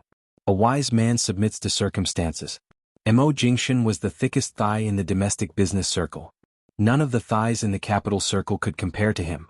With such a backer, she had to obediently rely on him when she could. After entering, Mo Jingshan took a look at Jin Wan beside him, only to see that she had been holding his arm obediently and had not let go of him all the way in. He took a piece of cake from a passing waiter's plate. "Why are you so obedient now? This is a banquet in the capital city. The atmosphere is different and the circle is different. Everyone is a stranger. You're the only one I know. If I had a second choice I would never follow you." Jin Wan answered honestly with a fake smile on her face. The man was not hurt by her words. He just smiled and handed the cake to her. "Jin Wan. It's not good for you to ask me to eat on such an occasion, is it?" He glanced down at her. "Even the most famous lady in High City doesn't dare to eat at a banquet?" Jin Wan. She had attended many banquets since she was a child. She had long been used to taking all kinds of delicious food from the banquet to a secluded place to taste this and that after going through the motions beautifully in the banquet hall. It was not the first or second time that she got drunk in a corner and was carried home by someone. Jin Wan was not a greedy person, but she had attended these banquets with Ji Hongwen since she was a child. She had long been used to it. Others were busy showing off at the banquet, but she just wanted to find something to eat to kill time. Otherwise, looking at those hypocritical faces would only make her tired and bored. Jinwan pursed her lips and didn't speak. Before coming to the banquet, Mo Jingshan knew she would be hungry at night, so he asked Xiaohu to get out of the car to buy some food for her, but Jinwan had been sitting in the car without eating, so the dessert was left in the car. She didn't want the car to be filled with the smell of dessert, so she didn't eat it. But now she was really hungry, especially when she was on her period. She felt that she had become a lot more sensitive. She felt cold, tired, or hungry, and she felt weak. She took the cake, found a place to rest in the sofa in the corner, and sat down to eat. The people around them also sat down, but most of them were chatting about work cooperation while drinking casually. After all, Jinwan was brought here by Mo Jingshan. Even though she was stunningly beautiful, even though she was the head of MN Group, she sat there eating. Although she was not as indifferent as Mo Jingshan, she basically didn't look at those men with big bellies who came near, and these men didn't dare to talk to her because Mo Jingshan was standing nearby. Chapter 554. When Mo Jingshan saw that the cake in Jinwan's hand had been eaten up, he handed her a plate. Jinwan took a bite of the cake, chewed it slowly and said vaguely, "Mo, haven't you noticed that since you walked into the banquet hall, someone's eyes have been glued to you and he hasn't left you at all?" Mo Jingshan took the goblet handed over by the waiter next to him and didn't look in any other direction. He just stood between the single sofa and didn't move more than 3 meters away from her, no matter when someone came to talk to him or now. "Really? Are you talking about yourself?" The man's indifferent voice sounded indifferent and he glanced at her again. Jinwan resisted the urge to roll her eyes. "Don't you know whether I was busy eating cake or looking at you just now?" The man smiled. "Do you dare say you didn't look at me?" Jinwan, she did look at him twice. She looked at the crowd again and found that the person who had been looking at Mo Jingshan had disappeared. She couldn't help but raise her eyebrows and look at Mo Jingshan again. Seeing that the man's eyes were indifferent, it was clear that he knew who she was talking about, but he didn't intend to pay attention to her. Oh, what a pity. It seemed that another girl had a one-sided love for him. But Jinwan didn't know much about Mo Jingshan in the past 3 years, and she didn't know whether he was familiar with the people in Beijing, but from the attitude of these people toward Mo Jingshan, he should be very familiar with him. Therefore, in this so-called Beijing circle that she didn't know very well, there should be other aspects that she didn't know very well. As she thought about it, she took another bite of the cake and picked up a glass of champagne handed over by the waiter to drink. As soon as she brought the champagne to her lips, a young man suddenly came over and said something to Mo Jingshan. Then Jinwan vaguely heard that he seemed to say, "Mo, can I have a word with you?" Jinwan couldn't help raising her head to look at the man, only to find that he seemed to be standing with the beauty who had been looking at Mo Jingshan just now. Mo Jingshan glanced at the man indifferently. "What's the matter? Just stand here and say it." The man's face darkened, and then he said with a faint smile, "Mo, our Rome Corporation and Shine Group have been old friends for years. 2 years ago, my sister graduated and went to work in High City and stayed in Shine for a long time. Mo, you've been taking good care of her. It's rare that we meet again. Even if you don't give me your business partner, face my sister." Mo Jingshan did not have the slightest intention of moving. His tone was mild and unperturbed. When Miss Rome worked at Shine in High City, she only managed to get an internship in the company because of her high education and personal ability. When she worked there for a year, I was in America and only returned to China 3 times a year. How could I possibly take care of her? The so-called Miss Rome's brother smiled and said, "Speaking of which, it's all thanks to my sister that our Rome Corporation has the opportunity to cooperate with Shine. If it weren't for the fact that she didn't want to work in Beijing after graduation and ran away from home to High City, pretending to have no background and only relying on her own resume to work at Shine Group, we wouldn't have gotten involved in so many things." Mo Jingshan put the goblet in his hand on the waiter's tray with his well-defined fingers and glanced at Jinwan, who was sitting there as if watching a show. He glanced at the goblet in her hand, but when he didn't see her, she picked up the goblet again. Was she going to drink champagne until she was drunk?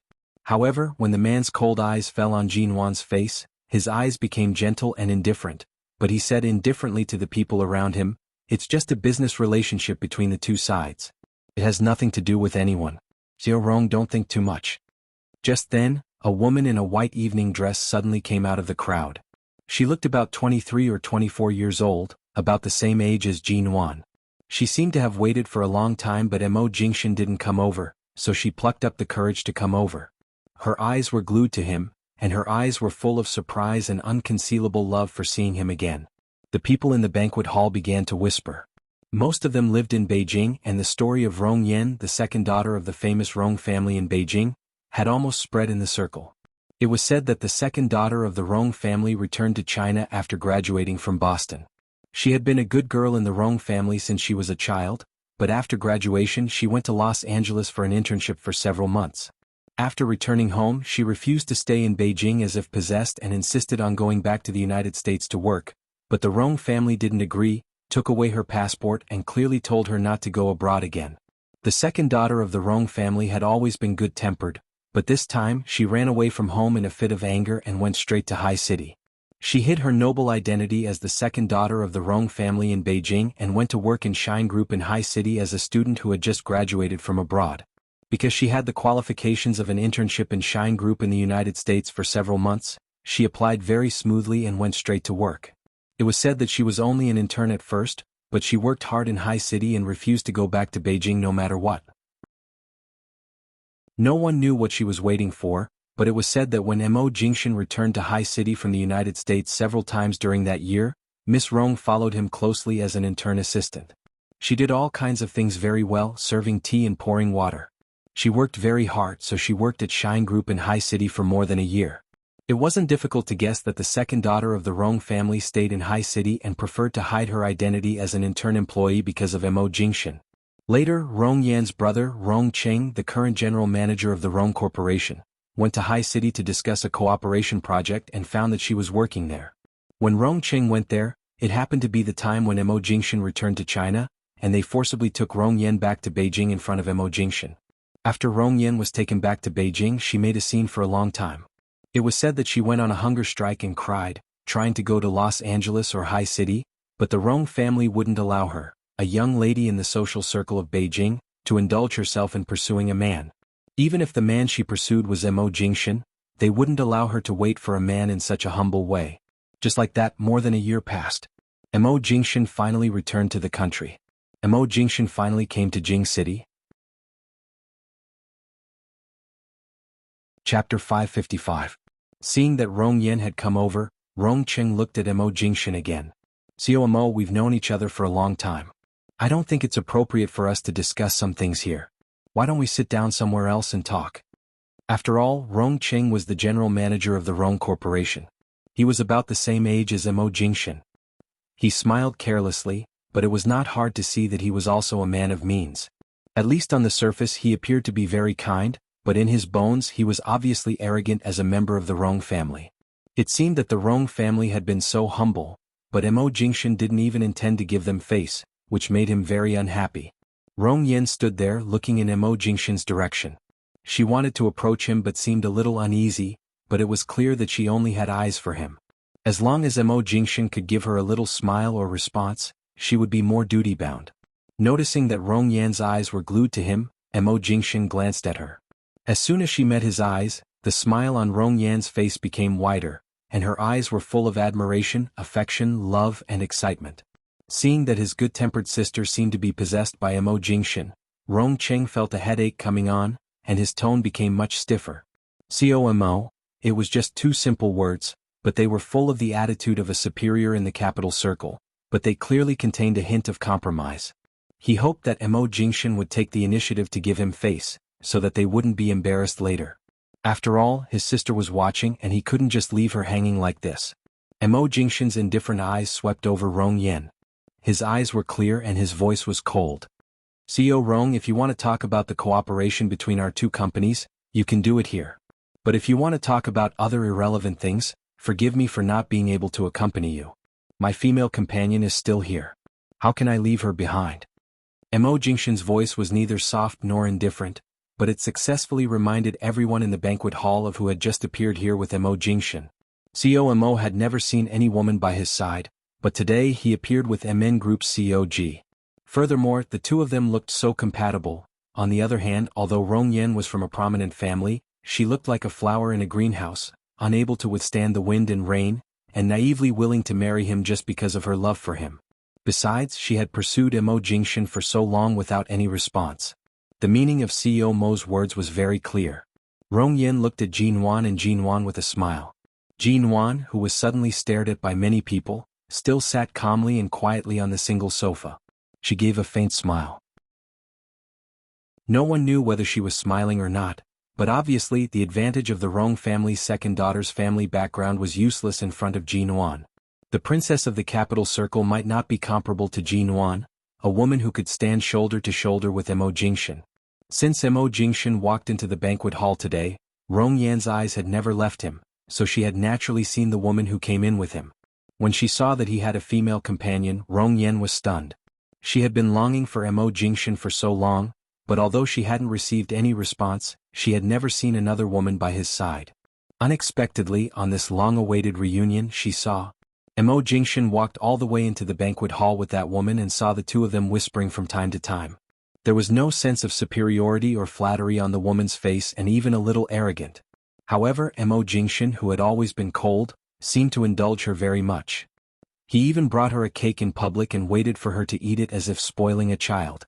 Now that she heard Mo Jingshan's words, although not exactly a slap to her face, were very direct, her mind instantly went blank and was in a mess. She suddenly remembered the time when she was still working at Shine Group. That time when he returned to China, she worked by his side cautiously. Later, when she was praised by him for her meticulous and outstanding performance, she blushed in front of him, but he did not look at her and directly walked past her. That indescribable aura made her heart beat wildly. Once, Mo Jingshan had a dinner party in China. As an intern assistant, she had planned to go with him, but Shen Mu stopped her. Shen Mu said that Co Mo never had a woman by his side, nor did he need any female staff to accompany him. He also asked her if she didn't notice that Co Mo didn't even have a female secretary by his side. At that time, Rong Yen felt that Mo Jingshan's purity made her heart tremble. She thought that he was a good man and couldn't control her heart, so she wanted to follow him. Even if he was not interested in her, she believed that as long as they got familiar with each other as time went by, as long as he knew that she was the second daughter of the Rong family, there would be sparks between them. After all, their families were well matched. But to her surprise, after Mo Jingshan learned her identity, he was not surprised at all. He just coldly asked her to hand over her work to someone else and then let her go back to Beijing with her brother. Before Rong Yen was forcibly taken back to Beijing, she waited outside Mo Jingshan's office door for half the night, just wanting to talk to him. At that time, she probably wanted to confess her love to him as the second daughter of the Rong family. But that night, Mo Jingshan didn't come out of the office break room and didn't even look at her. Later, she got Mo Jingshan's number from her brother. When she called him, he didn't answer. When she texted him, he didn't reply. But Rong Yen firmly believed that Mo Jingshan must have special feelings for her. She also believed that she was worthy of him and that sooner or later, he would seriously see her heart. But today the rule that he never took a female companion with him seemed to be broken. The woman named Jinwan seemed to be a very special existence, so special that Rong Yen felt very uncomfortable. Chapter 556. Hearing her voice, the man looked at her. His eyes were calm and unchanged. Rong Yen looked at him with a very stubborn expression. I wanted to invite Mr. Mo to the Rong family after the banquet. After all, in addition to my brother's warm invitation, my parents also want to meet you. But I didn't expect that Mr. Mo would bring a female companion today. I didn't think it through. Please forgive me, Miss Ji. As she said this, Rong Yen looked directly at Jinwan and smiled at her, behaving like a lady from a wealthy family. Mo Jingshan glanced at her and said flatly, "You don't have to apologize to her. Even if I don't have a female companion tonight, I have no reason to go to the Rong family. The relationship between our companies can't be so deep. I'll do what I should do, but Miss Rong, you'd better restrain yourself as soon as possible, lest I hurt your self-esteem by being too straightforward and direct." Rong Yen widened her eyes. It seemed that she had always known that Mo Jingshan was a cold and unreasonable person, but this man had always been cold and seductive, making people want to get close to him.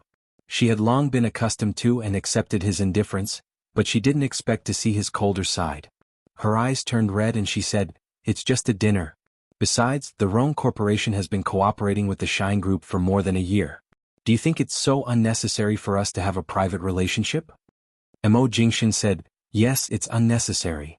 It was only a short 6 words, but he said it casually, but it was a matter of course. The expression on Rong Yan's face was almost frozen. Jinwan was also stunned. She had heard that there were countless women who wanted to climb into Mo Jingshan's bed, but it was the first time that she had seen Mo Jingshan directly and straightforwardly refuse a woman's love on such an occasion. Mo Jingshan's refusal was straightforward, with a unique coldness that belonged to Mo Jingshan, as if he was such a person in front of others. No one's emotions and feelings could move him, and no one could easily break into his world. She was the only one left. When Jinwan picked up another glass of champagne, her fingers unconsciously clenched the glass, but her eyes remained unchanged as if everything in front of her had nothing to do with her, whether it was the eyes and whispers of the people in the banquet hall, or the narrowed eyes of Rong Yan's brother. Rong Yan clenched the hem of her dress tighter, and her eyes became redder. She didn't expect that after waiting for more than a year and finally being able to approach Mo Jingshan when he came to Beijing, she would get such a cruel rejection. He didn't even treat her differently because she was the second daughter of the Rong family. What was more, when she was still an employee of Shine Group, he praised her work efficiency generously, but after learning her identity and seeing through her purpose, he became as cold as the thin snow on the top of a mountain, and she couldn't even reach his edge. How could there be such a good man in this world? How could there be such an indifferent man? How could she be so infatuated with him? At this time, a boss in the capital circle came to talk to Mo Jingshan, and for a moment the Rong siblings were almost ignored. Rong Cheng was obviously in a bad mood, but he couldn't lose his temper on such an occasion. He turned to look at Rong Yen, only to see that Rong Yen pursed her lips and said nothing with red eyes, so he angrily turned to take her hand. "Let's go." Rong Yen still stood where she was, looking in Mo Jingshan's direction, full of unwillingness and uncertainty. She couldn't believe that the man she had been in love with for so long could be so indifferent to her. Rong Cheng said with an ugly face, "Don't you see that she doesn't even care about you? Why are you still standing here and looking at her?" At this time Rong Yen suddenly turned to look at Jin Wan, who had been sitting on the sofa from beginning to end, drinking champagne or eating desserts, as if she had never been involved with Mo Jingshan, but it was clear that she was the biggest obstacle between her and Mo Jingshan. If you really want to find a chance to talk to Mo Jingshan, he will stay in Jing City for a long time. It's not impossible to wait for a while. If you continue to stare at him like this, you'll bring shame to the Rong family. If this matter is spread to the family, I'm afraid that even I won't be able to bring you out, Rong Cheng warned her in a low voice. Hearing this, Rong Yen, who had been standing there stiffly, moved aside slightly. Then she was held by Rong Cheng's hand and staggered out of the crowd. Jin Wan seemed to have been watching all this coldly, but even if Mo Jingshan's eyes did not fall on her, he noticed that in this short period of time, Jin Wan had drunk the fourth glass of champagne. Now in front of him she really dared to drink it. While Mo Jingshan was talking with others, Jin Wan got up and went to the bathroom. This dinner party was held in a high-end hotel in Beijing. It seemed that all the floors had been booked by the organizer. When Jin Wan entered the bathroom, she didn't notice that there was someone in it. Later, when she heard the sound next door, she didn't take it seriously and pushed the door open to go to the bathroom. Just now she had been sitting so her stomach didn't hurt so much, but now that she stood up and walked a few steps, she felt the pain in her lower abdomen began again. She decided to stay in the bathroom for a while, waiting for the pain to subside before going out. Suddenly she heard someone coming out from next door, followed by the sound of high heels and the sound of Rong Yen talking to someone on the phone. "I didn't sneak out. My brother has a dinner party to attend today and said he would take me out to relax. Dad, I know the reputation of the Rong family is more important than anything else, but I really like him.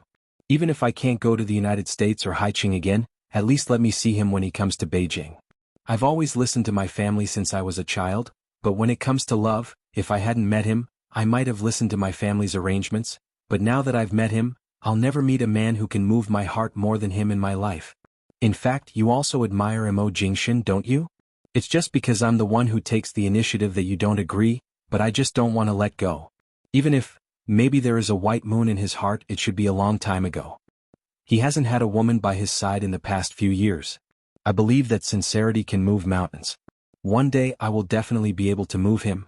Jin Wan, who was sitting on the toilet in the bathroom, the white moon in Rong Yan's words, rubbed her belly speechlessly. Chapter 557. This Miss Rong must have watched too many novels and TV shows and completely regarded herself as the heroine of a certain princess drama, while others were the moonlight or NPCs who were bound to be defeated by her in the end. Even the arrogant ways of the princesses of the Beijing circle were so refreshing. It was quiet outside. Perhaps Miss Rong had finished her phone call. Jinwan waited for a while and heard no sound, so she came out. She didn't expect that she hadn't left. Why was she standing here so quietly like a ghost? Anyway, she had come out and seen everything. Jinwan just glanced at her, walked over, put down her bag, washed her hands and dried them with hot air. Then she took out lipstick from her bag and touched up her makeup in front of the mirror. After all, the dress she wore today was very simple and elegant, and she only wore light makeup. If she didn't touch up her makeup, she would look too perfunctory for this party. She had just applied a few times when Rong Yan's eyes looked directly at her through the mirror in front of her. Jinwan had never paid attention to others, but she still paused because of Rong Yan's gaze. The two of them looked at each other through the mirror. One was carefully looking and observing her, while the other was calmly and indifferently applying lipstick on her lips. Jinwan knew very well that Rong Yan was looking at her inquisitively. She wasn't sure who she was, and she wasn't sure if she should ask Jinwan anything, so she just looked at her with a complicated expression. There was a sneer in Jinwan's calm eyes. She was used to all kinds of spoiled young ladies from rich families who were arrogant and provocative, but when it came to Rong Yan, a so-called princess of the Beijing circle, she was like a rival in love, who had been well protected by her family since she was a child. She only felt disgusted. She liked a man, but she was so careful to do so many things. First, she hid her identity and went to work in his company. Then she followed him and poured him tea. Finally, she suddenly found out that this little intern was actually the second daughter of the Rong family. She made it seem like she was acting in a movie. Who was it for? Did she think Mo Jingshan was a teenage boy who had his first awakening of love and would be moved by her unhesitatingly romantic way of courting him? In Jinwan's eyes, what Rong Yan did was child's play. In Mo Jingshan's eyes, she was probably a psycho. This kind of little rabbit might not even be called a little rabbit. After all, when a rabbit was anxious, it would still hurt when it bit. Seeing the coldness in Jinwan's eyes, Jinwan walked over and stood by her side, asking, "Miss Ji, what is your relationship with Mo Jingshan?" Jinwan raised her eyebrows in the mirror and chuckled because she was too straightforward. She answered indifferently, "Miss Rong, what do you think? What do you think our relationship should be?" After saying that, he retracted his gaze and continued to touch up his makeup. He did not intend to be entangled with her for too long. Rong Yan didn't want to hide such a big knot in her heart, so she simply walked up to Jinwan and blocked her view while she was touching up her makeup. But when she saw Jinwan's face at such a close distance, her heart still twitched slightly. Earlier, Jinwan was sitting on the sofa in the corner of the banquet hall. There was not enough light to see her clearly, but he could tell that she was a very beautiful woman. Looking at her now, she was more than beautiful. Rong Yan had seen all kinds of beautiful women in this circle since she was a child. She had seen many beautiful women, but there were only a few who could be called beautiful. Unfortunately, this Jinwan was one of the most beautiful people. The woman in front of him was beautiful, but there was only a slight sneer in her eyes. Even though her sight was blocked, she still calmly touched up her makeup, and then put her things back into her bag, as if there was only an obstacle in front of her that she could not move away. She did not intend to avoid it, nor did she intend to push it away. She just completely ignored it. Seeing that Jinwan was going to ignore her and was about to walk away, Rong Yan asked again, "How far have you and Jingshan developed?" "Between you and him." "Jingshan? Why are you calling me so intimately?" Jinwan expressionlessly took the bag into her hands, tilting her head to look at her. "Are you close to him?" "No matter how far we have developed, it doesn't seem to be something you're qualified to ask, Miss Rong. In Beijing, even if the Rong family can do whatever they want, it doesn't seem to be easy to interfere with other people's feelings. Miss Rong, do you think you're so naive? Do you think I'll patiently tell you our story just because you insist on asking me a few questions?" Rong Yan didn't expect that Jinwan would either ignore her or be so unkind as soon as she opened her mouth. It seemed that there really was a story between her and Mo Jingshan. She had been protected by the Rong family since she was a child. It was no exaggeration to say that she was the apple of the Rong family's eye, but she didn't have the bad habits of being arrogant or spoiled. Although she was not really naive, her way of thinking was relatively simple. However, Jinwan's words still poked her heart, and Rong Yan's face darkened. Rong Yan bit her lip and said again, "When I was working in High City, I heard people mention something like Miss Ji, but only occasionally. At that time, those people cautiously winked at each other as if mentioning this name in the company was taboo. So this so-called Miss Ji is you?" "Yes, so what?" Jinwan asked. "You and Mo Jingshan were together, weren't you? But then you broke up, right? So they didn't dare to mention your name in the company, so did you hurt him?" Then how dare you come back to stand by his side? He deserves better and you don't deserve it. Rong Yin stared at her. Jin Wan looked at her with wide eyes, like a princess who had turned into a fighter to protect the love she believed in. In fact, Jin Wan envied her more or less. At least she had been carefree since she was a child, and at least all her purposes were pure. When Jin Wan spoke just now, she just wanted to shatter the unrealistic fantasies of Miss Rong, a pure little girl about the man she liked, but she didn't expect that Miss Rong was so simple and stubborn. No wonder she became the white moonlight in her eyes. Perhaps Rong Yen thought she was the kind of woman who had been with Mo Jingshan and then left him because of some interests or some misunderstanding. She must have labeled her as the white moonlight in her heart. Seeing that Jin Wan just looked at her coldly and didn't speak after hearing her words about whether he deserved her or not, Rong Yen instinctively felt that she must have touched Jin Wan's sore spot. Although Jin Wan was beautiful, she believed that Mo Jingshan was just obsessed with her. She must have seen that Mo Jingshan's position in the domestic and foreign business world was becoming more and more stable, so she wanted to cling to his thigh for her own interests. She was definitely a scheming woman. Chapter 558. Of course, Jin Wan didn't know that Rong Yen was imagining a Mary Sue drama, and she was the villain, a coquettish bitch. But Jin Wan could see some emotions in her eyes. Jin Wan raised her red lips and smiled lazily. Miss Rong, you're probably a flower in a greenhouse. It's fine if you think things are simple, but it's wrong of you to blame me with your stupid idea. You forced yourself to put the plot you've made up on me. I haven't said anything yet, but you're the one who's excited. How should I describe your expression now? Rong Yin blushed at her words. If you hadn't separated from Jingshan for some reason, how could he have let the woman he liked leave him? Since you've separated, it proves that his feelings for you are just that. If he really likes you, why haven't you appeared by his side in the past few years? Why hasn't he mentioned your name? In the past 3 years? All of this. No matter how she quarreled or entangled with him, it didn't seem to make sense to tell an outsider. Besides, in the past 3 years she really hadn't been by Mo Jingshan's side. On the contrary, in order to wait for him, Miss Rong returned to High City from Los Angeles. She would rather see him only a few times a year and still firmly waited for him in the company in High City. She stood by his side, appeared behind him, and even received praise or a smile from him because of her excellent performance at work. For a few seconds, Jin Wan's heart was filled with mixed emotions. Earlier, when she was outside listening to the people whispering about Miss Rong, she did not have any other thoughts. However, right now her heart was filled with displeasure. But the smile on her face didn't fade, and the curve of her red lips deepened. She said lightly, "It doesn't matter whether he mentioned my name or not. What matters is that Miss Rong, you chased him from Los Angeles to High City, hid your identity and followed him intimately, but in the end you were still rejected. You don't even know the slightest bit about the situation between him and me, yet you dare to make an evaluation. I also admire your courage. He asked your brother to directly bring you back to Jing City. Can't you see that he's obviously keeping a distance?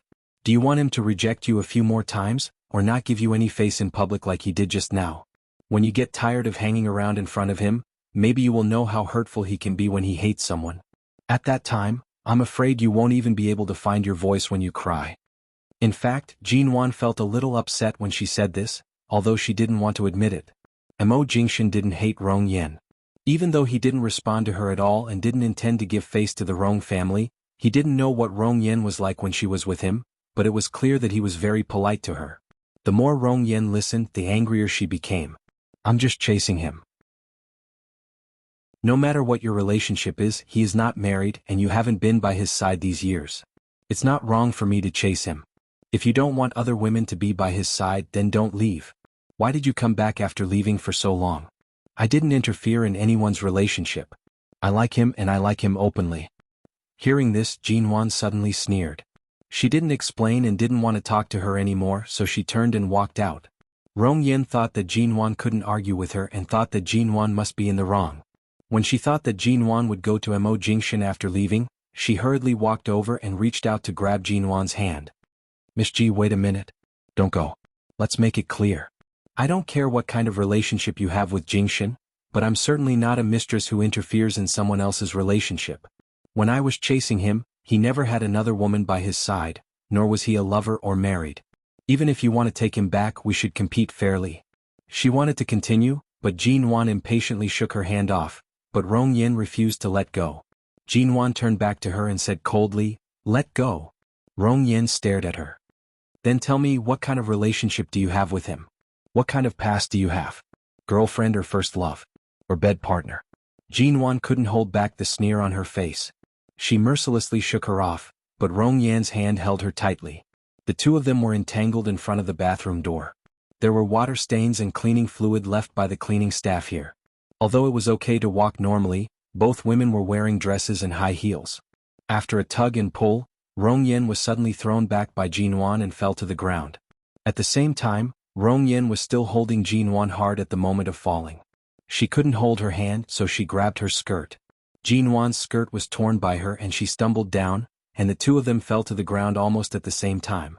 However, Rong Yin fell to the ground, but Jinwan was dragged to the corner of the bathroom door, and there was a sharp pain on her back. She stood up, rubbed her waist with one hand and picked up her bag with the other. She was about to leave, but Rong Yin stubbornly grabbed her skirt again. Jinwan was annoyed by this pestering Beijing Circle princess and completely lost her patience. She shouted at her, "Are you done?" With that, she reached out to push Rong Yin away from her skirt. Rong Yin suddenly grabbed her hand again, and her eyes were a little red. She felt uncomfortable when she thought of the scene when Mo Jingshan and Jinwan appeared at the banquet together.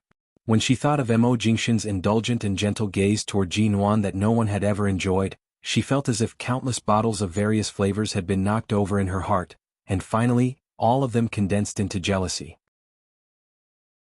The first woman in the world to make Rong Yin jealous was probably Jinwan. "Are you crazy?" Jinwan was about to continue with her actions with an ugly face, but before her hand fell on Rong Yan's arm, a cold, low voice suddenly rang from the side. "What are you doing?" When Jinwan heard this cold shout, she subconsciously turned around and abruptly saw Rong Yan's brother, Rong Cheng, quickly approaching from the opposite aisle. As the general manager of the Rong Corporation, he naturally carried an aloof and unapproachable aura. His gaze was clearly hostile toward Jinwan. Rong Cheng walked up to them in 2 or 3 steps, pushed Jinwan away, and put one hand around Rong Yan's shoulder, who was still sitting on the ground. "Yan, are you all right?" Chapter 559. Although Rong Yin said she was fine, the forbearance and grievance in her eyes were very obvious. Caught off guard, Jinwan was pushed again. Thankfully, she steadied herself in advance and only took a step back to lean against the wall. She did not fall down again. She abruptly raised her eyes to look at Rong Cheng, who was about to help his sister up. "Is this all the general manager of the Rong Corporation can do?" You fell together. "Even if she is your sister and you are anxious to help her up, you don't have to come over and push me." Rong Cheng was still checking Rong Yan's feet, who was still sitting on the ground.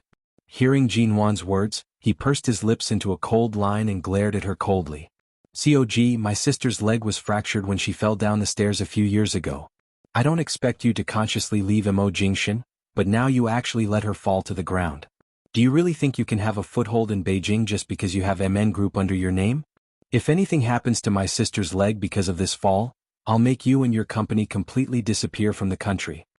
The Rong family's status in Beijing was indeed not simple. They had the backing of various leaders and people in the Beijing circle.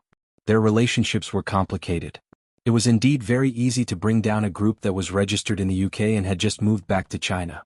Jinwan steadied herself against the wall and coldly watched the affectionate pair of brother and sister. It turned out that Rong Yan's injury could be blamed on her. At the same time, meeting Rong Cheng's cold and angry gaze, Jinwan immediately gave a faint smile. "I say, Co Rong, did you see the whole process of me and her falling from dozens of meters away, or did you install a pinhole camera in this bathroom? Do you know how the two of us fell? You two are indeed biological siblings. You are so arbitrary and self-centered. Everything is based on your own assumptions and guesses. Whether her leg was fractured or not has nothing to do with me. Even if she has a fracture now, it has nothing to do with me. If you can't figure out the situation, you can find the surveillance video outside the bathroom and check it. Fortunately, we fell here. If it was in a bathroom without a surveillance camera, I'm afraid I wouldn't be able to explain myself even if I opened my mouth 10 times. They even made the MN Group disappear without a trace. The Rong family was really arrogant." Rong Cheng's face darkened. "If you didn't push her, why would she fall here? She can't have any more accidents with her legs. She knows better than anyone else. If it weren't for you, would she have fallen to the ground? Did you sprain your ankle again?" Jinwan was amused and did not bother to explain. She raised her hand to point at the camera. I won't repeat my good words. If you have anything to say, wait until we've seen the surveillance footage. Rong Qing sneered. There's no need to take so much trouble to check the surveillance footage.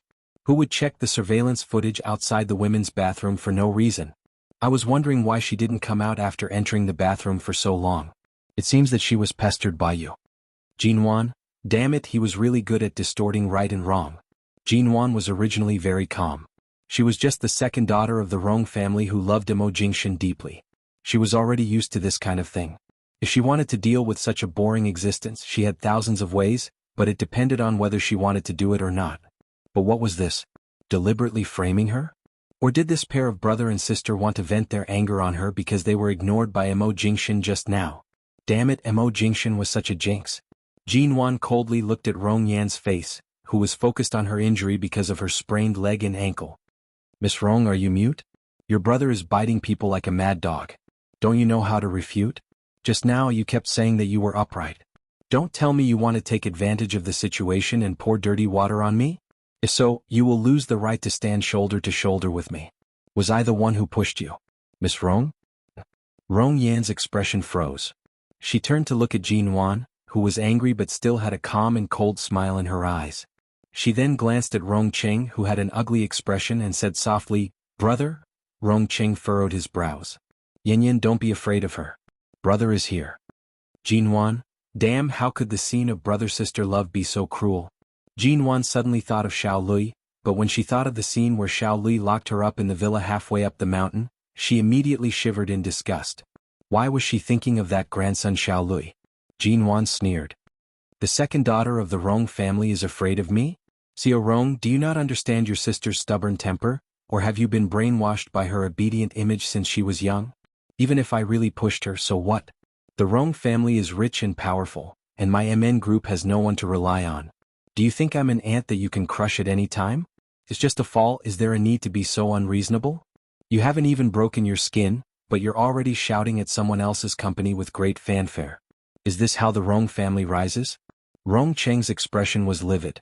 At this time, several staff members of the banquet hotel and cleaning staff passed by. They did not dare to approach, but Jinwan still heard their discussion. Aren't they the Rong family's brother and sister? What happened? Was the second daughter of the Rong family pushed by someone? Did you hear the big shots conversation in the banquet hall earlier? This second daughter of the Rong family seems to have an affair with that COMO from High City? Are you serious? Are you talking about that COMO? They seem to be a good match. The second daughter of the Rong family has a good reputation among all the young ladies in Jing City. She has a good personality, a high education background, and is knowledgeable. Every time she attends various banquets with the Rong family, she is always polite and courteous. When I worked in another hotel, I also hosted such banquets and met the second daughter of the Rong family. I quite like her. She doesn't have the arrogant and extravagant temperament of the eldest daughter at all. Who is the person standing there? Is this the woman who pushed the second daughter of the Rong family? What's going on? The two women are confronting each other, and CO Rong is standing up for his sister? If you push someone, you should apologize. Why are you still standing there? You actually have the guts to go against the Rong family? Jinwan's gaze slowly shifted away from the Rong family's brother and sister's faces. She turned around and coldly looked at the staff members who were discussing. The moment they met Jinwan's gaze, they finally saw her face clearly. They did not expect that it was a beauty who was not inferior to the second daughter of the Rong family. From the way she was dressed, she did not appear to be a simple character. The staff members were frightened and hurriedly turned away, not daring to continue watching. Chapter 560. Apologize. In fact, Jinwan's temper could be considered good now. If it were in the past, she would have raised her bag and smashed it on the head of the brother and sister. Apologize. She didn't need to apologize. However, the staff who left seemed to be biased towards Miss Rong. After they left, they informed the security guards. In less than 2 minutes, several security guards came over. When they saw Rong Qing helping Rong Yan up, they were all from Jing City and naturally recognized Rong Qing. They bowed to him and said, "Mr. Rong, I heard that something happened here." What happened? Rong Cheng's face darkened. Nothing. It's just that this COG pushed my sister down inexplicably. I was going to argue with her, but she seemed to be very dissatisfied. Hearing this, the security guards subconsciously surrounded Jinwan as if they were afraid that she would run away. Although they didn't do anything, they all stood behind her. Jinwan was tightly surrounded by these people. Her eyes turned cold.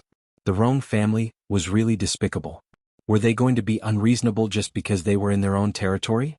All of a sudden, a gap appeared in the encirclement formed by the Rong siblings and the security guards, and a tall, black figure appeared. Mo Jingshan's expression was cold as he pushed them aside and walked toward her. He approached Jinwan and saw that her complexion was not very good. Even though she had specially touched up her makeup because he knew her too well, he could easily see a trace of exhaustion and the discomfort of her period in her cold eyes from the discomfort in her period. "What's the matter?" The man's voice fell on her head, but he was obviously questioning the people behind him. They didn't expect that CEO Mo would come. Even if Mo Jingshan was not from Jing City, everyone knew his name. In a place like Jing Circle, everyone wanted to flatter CEO Mo. The security guards hesitated and felt that they couldn't offend either side, so they simply didn't dare to get involved. They stepped back a little and no one dared to speak. When Rong Yen saw Mo Jingshan suddenly appear, her face also changed, but Rong Qing coldly narrowed his eyes, obviously unhappy. Jinwan stood by the wall and did not speak, but Mo Jingshan's hand directly held her waist. His low and deep voice was patient and gentle. "Do I have to send someone to follow you every time you go to the bathroom? I think we should transfer Feng Ling back from Nanhang's side. I can only be at ease if she's always by your side." As he spoke, he glanced at the crease at the bottom of Jinwan's dress. It was obvious that someone had pulled it forcefully. His gaze turned cold for a moment before he looked at the Rong siblings. Seeing Mo Jingshan holding Jinwan's waist like this, Rong Yen suddenly felt suffocated. She stared at him with red eyes, and the uncontrollable soreness in her chest spread wantonly. "Mr. Mo Jingshan glanced at her. His gaze was cold and devoid of any warmth. Rong Cheng's eyes also flickered with obvious displeasure. He sneered. "CEO Mo, although I don't know what the relationship between you and COG is," she pushed Rong Yen to the ground. "Now Rong Yan's ankle is sprained and I didn't say anything. I just asked her to apologize. Is it too much?" Mo Jingshan lowered his eyes. "Did you push her?" It was obviously a rhetorical question. It could be heard that he didn't think she would do such an idiotic thing. Jinwan coldly rolled her eyes. "No, she fell on her own. She grabbed my hand and wouldn't let go. I was impatient and wanted to shake her off, but the two of us fell to the ground at the same time. I also sprained my ankle. I didn't say anything. It's not like I can't walk. I don't know why Miss Rong is sitting on the ground without moving." Mo Jingshan's gaze fell on Rong Cheng's face as soon as she finished speaking. He didn't look at Rong Yen again. Obviously, it was Rong Cheng who deliberately ignored the facts and provoked Jinwan. "CEO Rong, did you hear that?" Rong Cheng immediately laughed in anger. "CEO Mo, it seems that this COG really has a special relationship with you. Have you ever seen anyone who has done something bad admit it?" Just now in the banquet hall, she kept looking at Rong Yen. After Rong Yen went to the bathroom, she also came to the bathroom.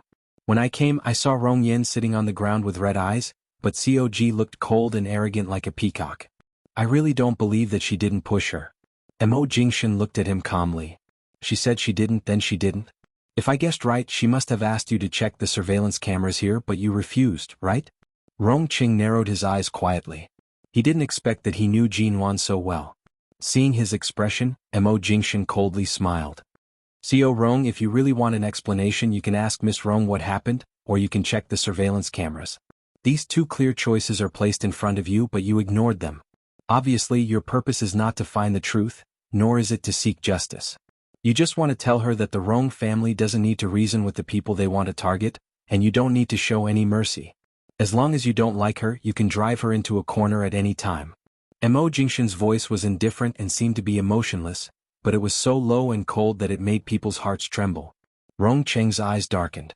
Rong Yen looked at Mo Jingshan's arm, which had never left Jinwan's waist, closed her eyes, raised her hand and carefully tugged at Rong Cheng's cuff, whispering, "Brother, it wasn't Miss Ji who pushed me. I fell myself." Mo Jingshan was expressionless. "Did you hear that?" Before he finished speaking, he had moved his eyes away from their faces and looked at Jinwan. "Didn't you say you also sprained your ankle?" "Which ankle? Is it serious?" Jinwan didn't look at him and just casually adjusted the hem of her dress. "It's all right. It's just a sprain. It won't affect my walking. Before she could finish her sentence, her entire body was suddenly lifted up in a horizontal hug. Jinwan's voice was suddenly choked in her throat because of his movement. Mo Jingshan's long legs had already moved, and he didn't continue to talk nonsense with anyone here. He carried her into the elevator in the corridor ahead. This hotel had been booked by the organizer, and all the rooms upstairs could be used to rest at any time. The door of the retro luxury elevator opened and closed. Chapter 561. Jinwan was taken into the room upstairs of the banquet hotel. She lay in the man's arms and felt that Mo Jingshan had been holding her more and more often recently. He didn't do it so often before his divorce. And he didn't do it so openly. Seeing that they had entered the room, she moved in his arms. The man glanced at her. "Which leg did you sprain?" With that, he was about to put her on the sofa in the room, but then he hesitated. Seeing that she didn't resist as she usually did, he paused and hesitated for a moment. He just sat on the sofa with her in his arms and let her sit on his lap. He held her waist with one hand and lifted her foot with the other. "Does it still hurt?" Jinwan didn't move, just looked at the man's movements and then looked down at her foot. "It's all right. It's just a slight sprain. It's all right. It's not serious." Seeing that she didn't even want to let go of the chance to ask for comfort from him, Mo Jingshan put down the hem of her dress and held the little woman in his arms who looked distant because of the displeasure in her eyes. He chuckled and his voice became lower. "Are you jealous? You don't want to be entangled with anyone. Why did you get entangled with Rong Yan in the bathroom?" Jinwan rolled her eyes at him expressionlessly. "Miss Rong is stubborn and clingy. I really don't want to talk to her."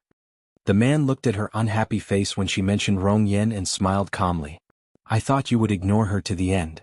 From the moment Rong Yan appeared in the banquet hall to the whispers among the guests, Jinwan had been sitting on the sofa eating and drinking quietly as if she was not affected at all.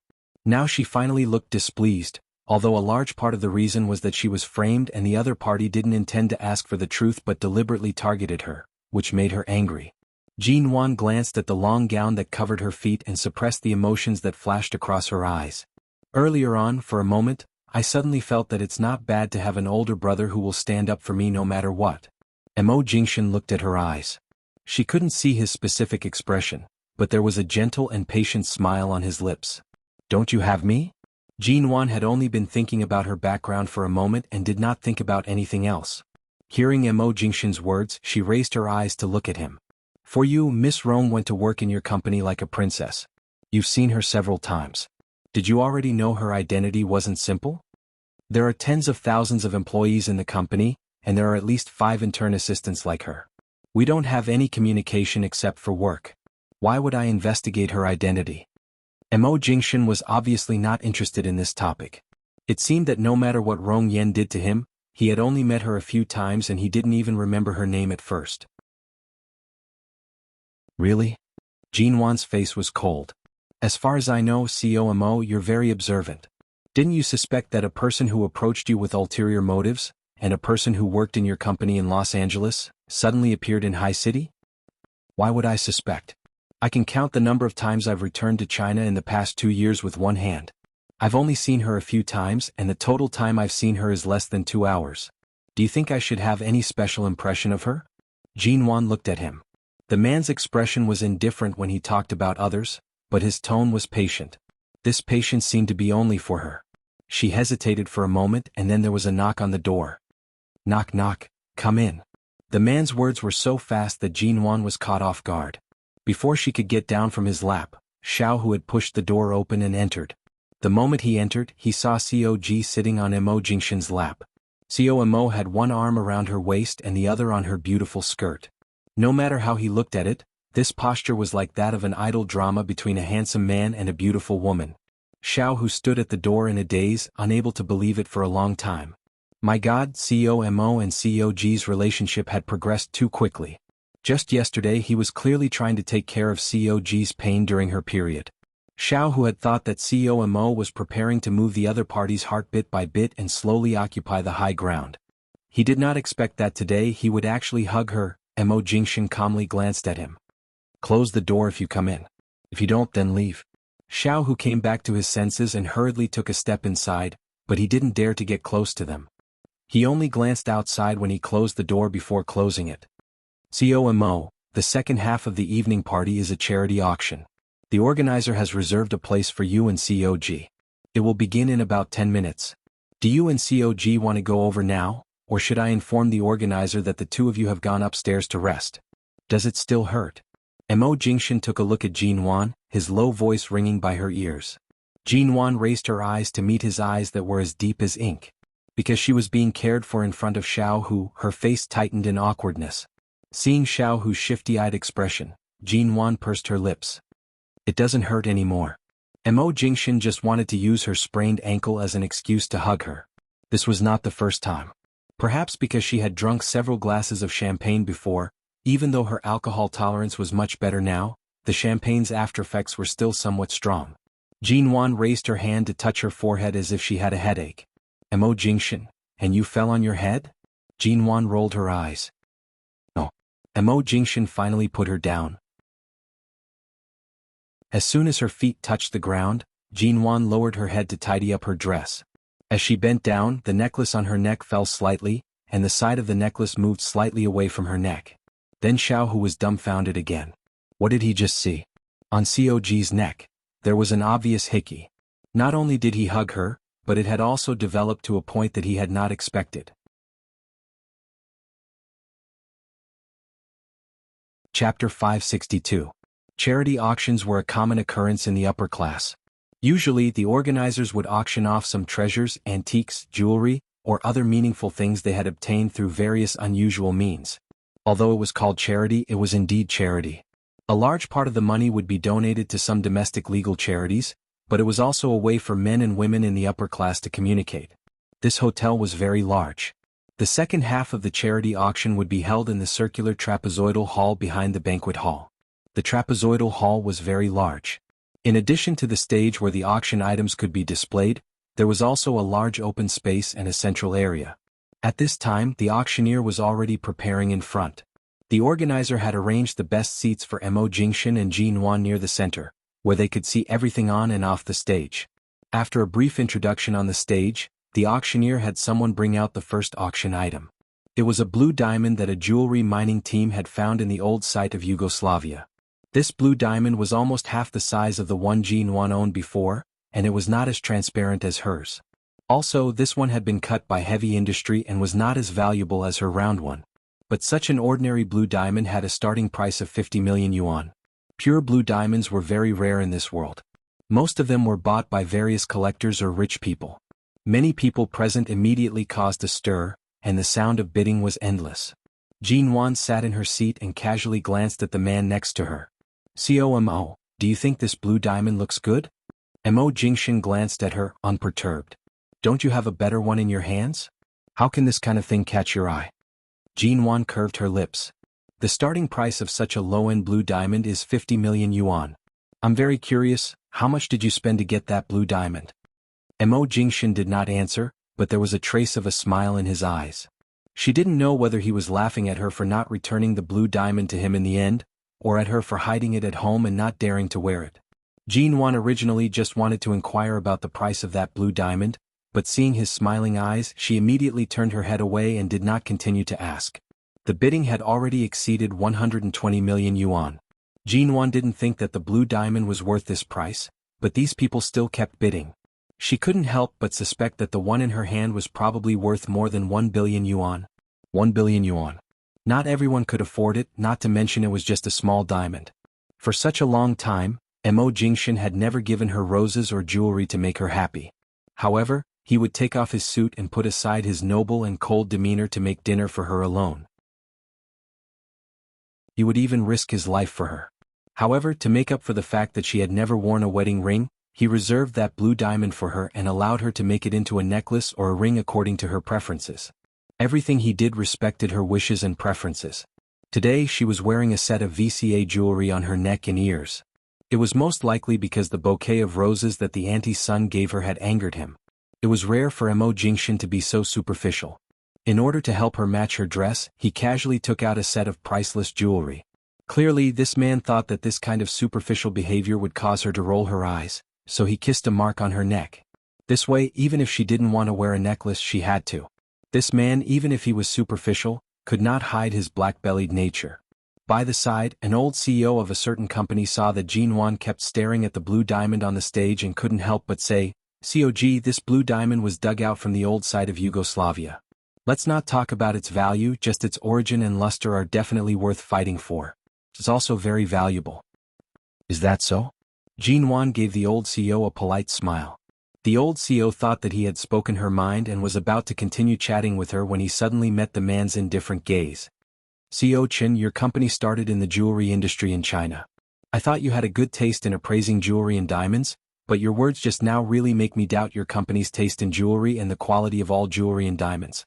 The old CEO's face stiffened and he smiled awkwardly.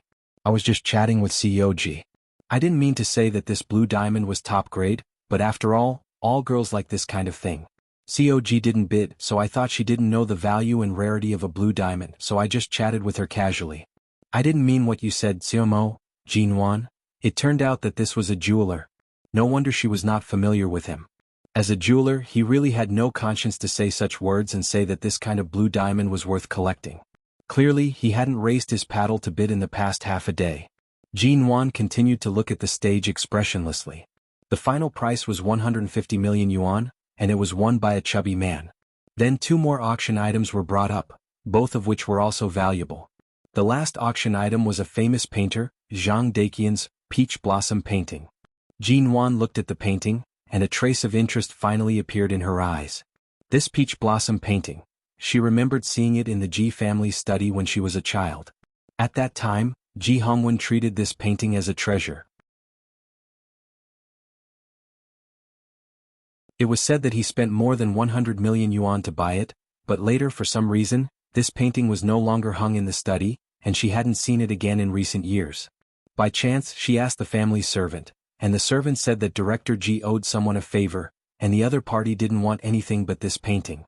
In the end, Director Ji had to reluctantly give it up. This was something that happened many years ago.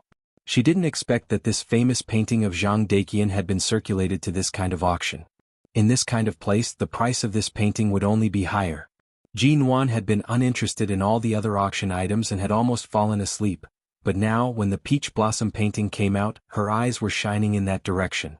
Mo Jingshan didn't speak, but the jeweler sitting next to her said, "COG, you're so young, but you're not interested in the jewelry being auctioned, but in this kind of antique painting." Chapter 563. When this painting was still hung in the Ji family's study, she was still young and her mother was still alive. At that time, it was her mother who carried her into the study to get something, and she even touched the painting. Jin Wan thought that no matter how much this painting cost, she should buy it and hang it in the Ji family's study. This painting is indeed one of the 10 most valuable paintings in the country. Mo Jingshan's calm voice rang, and the man's eyes slowly fell on her face. "Do you want it?" Jin Wan was about to speak when she suddenly heard some voices not far away. She turned around and saw that 2 rows away from their seats, about 6 or 7 meters away, the Rong siblings were sitting there. Someone got up to go out and walked past them and their voice reached here. Jin Wan's eyes happened to meet Rong Cheng's, and the indifference on Rong Cheng's face suddenly turned into obvious coldness. Jin Wan, it was just that his sister was rejected by the man she liked, and the man his sister liked showed up here with a female companion. Did the general manager of the Rong Corporation have to show such a cold face to others? It was said that the rich young men in the capital circle were used to being arrogant, but now she knew what was real arrogance. Jin Wan withdrew her gaze indifferently. Rong Yen sat beside Rong Cheng and kept her eyes on Mo Jingshan. The auction had been going on for almost an hour, and Mo Jingshan had been sitting by Jin Wan's side the whole time, nor had he bid for any item. However, Mo Jingshan just sat there and did not move. In such a noisy environment, he was not drowned by the noisy crowd at all. Instead, he gave people a sense of isolation and solitude. The bidding had begun. A famous painting that was sold for more than 100 million yuan more than a decade or even nearly 20 years ago had been sold for 300 million yuan in the blink of an eye. Jin Wan had wanted to wait until no one else bid, so that the price would not be driven up too high. However, the bidding was endless. When it reached the high point of 300 million yuan, it began to increase by 10 million yuan, and no one directly increased it by 100 million yuan. Jin Wan had been staring at the painting, thinking of the scene when her mother liked to carry her back and forth in the study when she was still alive. She didn't notice when Rong Yen and Rong Cheng sat behind them. Suddenly, she heard the brother and sister talking behind them. Brother, this peach blossom painting, and the painting that Grandpa used to like were both made by Zhang Daqian. Grandpa has always liked Zhang Daqian's paintings. Shall we buy this one for him? After that, Rong Yin added, the price won't rise much now. I think it will stop bidding within 500 million yuan. It's just right to keep the price within 500 million yuan. As soon as Rong Yin said this, Jin Wan's eyelids twitched. 500 million yuan? MN Group was rising. Although it had a lot of assets, she still had a lot of money. GG Group was still in. Jin Wan Rong. Although Xinwan the COG, she had a company's company, Xin Wan. After all, this was not a small amount. Even for a company like the MN Group, it was not a small amount. She did not have a very solid foundation, and a lot of the money was still in the company's liquid funds, which were used for the stable operation of the company's various projects. She had planned to sell it at the price of 200 or 300 million yuan. Did the Rong siblings also like this painting? Jin Wan raised her eyes to look at the painting on the stage. Her expression was indifferent and she did not speak. At this moment the auctioneer said, at present, Zhang Daqian's peach blossom painting has reached the high price of 390 million yuan. Does anyone want to continue bidding? At present, none of the famous paintings in China has exceeded the price of 400 million yuan. I wonder if it will break this price today. 400 million yuan. Rong Qing raised his paddle.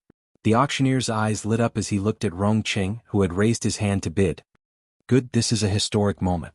Is there anyone else who wants to continue bidding? The atmosphere in the hall was tense. No matter how famous Zhang Daqian's paintings were, the market price was more than 200 million yuan. Now the price had risen to 400 million yuan. They couldn't help but wonder if Zhang Daqian was deliberately driving up the price. No matter how much he liked to collect at this price, the paintings that he hid at home every day were not things that he could bring out. Other than satisfying his hobby, there was no other value. After considering for a long time, the voices in the room gradually became much weaker, and no one continued to bid. There shouldn't be any more bids, right? Rong Yin sat beside Rong Qing and whispered. From time to time, Jin Wan gently tapped her knee with the number plate in her hand.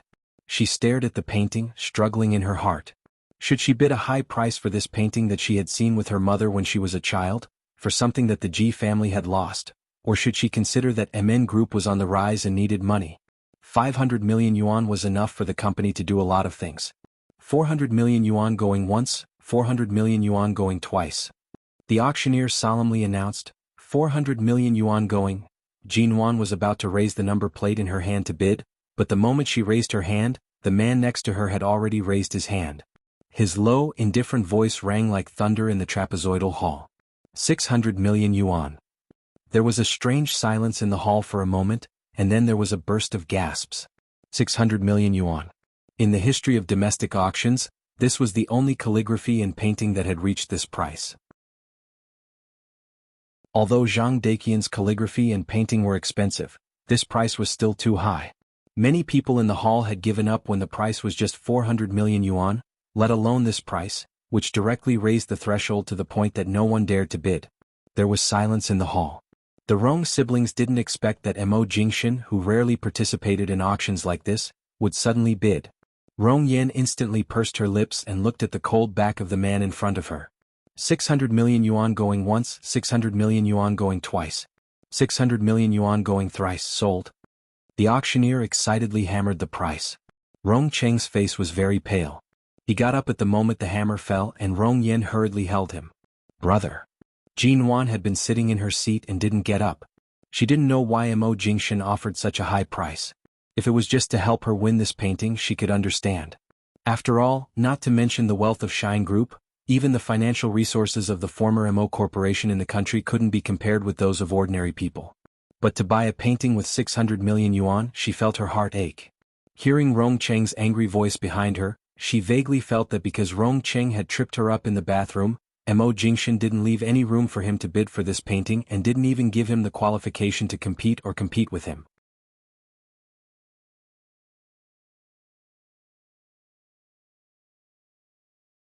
She heard the man say softly and lightly, as far as I know, Elder Rong's obsession with calligraphy and painting is indeed extraordinary. You don't have to pay this 600 million yuan, and you don't have to care how much it is. Jin Wan paused in taking out her phone from her bag. Was he planning to give the painting to Elder Rong? Jinwan had been controlling all her emotions, but now she clenched her cell phone a little tighter. Mo Jingshan watched as she quietly lowered her gaze to look for her phone in her bag. His lips curved slightly. Rong Yen also thought he meant this, and her eyes were suddenly tinged with surprise.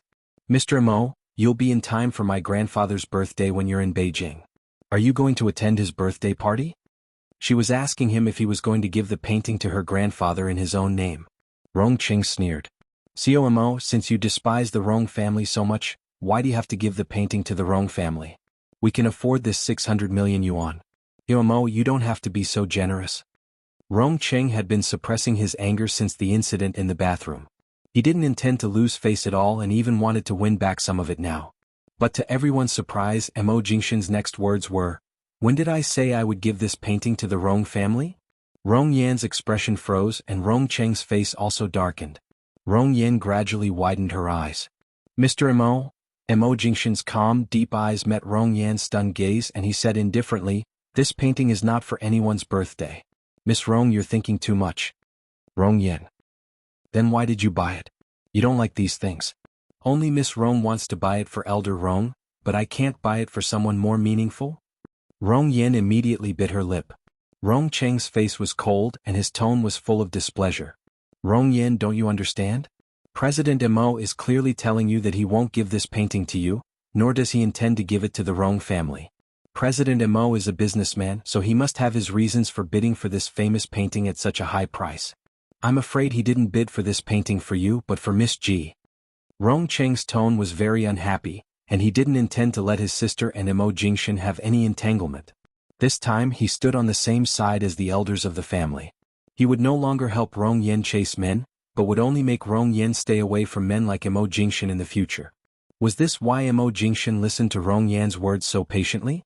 He couldn't treat a family like the Rong family the same way he treated other flowers and plants. It was better to let the other party see the situation clearly and take the initiative to let go, so as to avoid endless entanglement in the future. After hearing Rong Cheng's words, Jinwan didn't speak, but she had already understood Mo Jingshan's intention. She didn't say anything but turned her eyes, only to see that Mo Jingshan had been standing by her side the whole time. His black shirt and trousers were full of elegance and nobility. Even in front of the famous heir of the Rong family in Jing City, he didn't reduce his aura at all. At this moment, Rong Cheng looked as if he couldn't wait to take Rong Yan away, lest they were really looked down upon by the Mo family of High City. Jinwan looked at Mo Jingshan with a complicated look in her eyes. This man's calm attitude and meticulous handling of every matter were so reasonable, and his strategy was amazing. This was one of the things that others couldn't catch up to, but it was also one of the things that she loved and hated. It was just like the reason why she was so cruel to divorce him. Later on she finally found out the reason. Everything was so reasonable that she couldn't hate him even if she wanted to. But what on earth did she blame him for? She blamed him for his calmness when he was in control of everything. She blamed him for his calmness when he stabbed her heart again and again. She blamed him for everything he did. He never wavered, but he was inhumanly calm.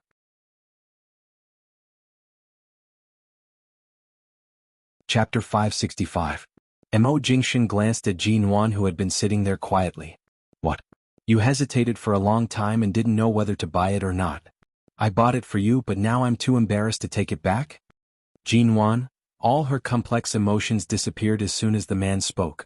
Jinwan saw that a staff member had carried the rolled-up painting to her side.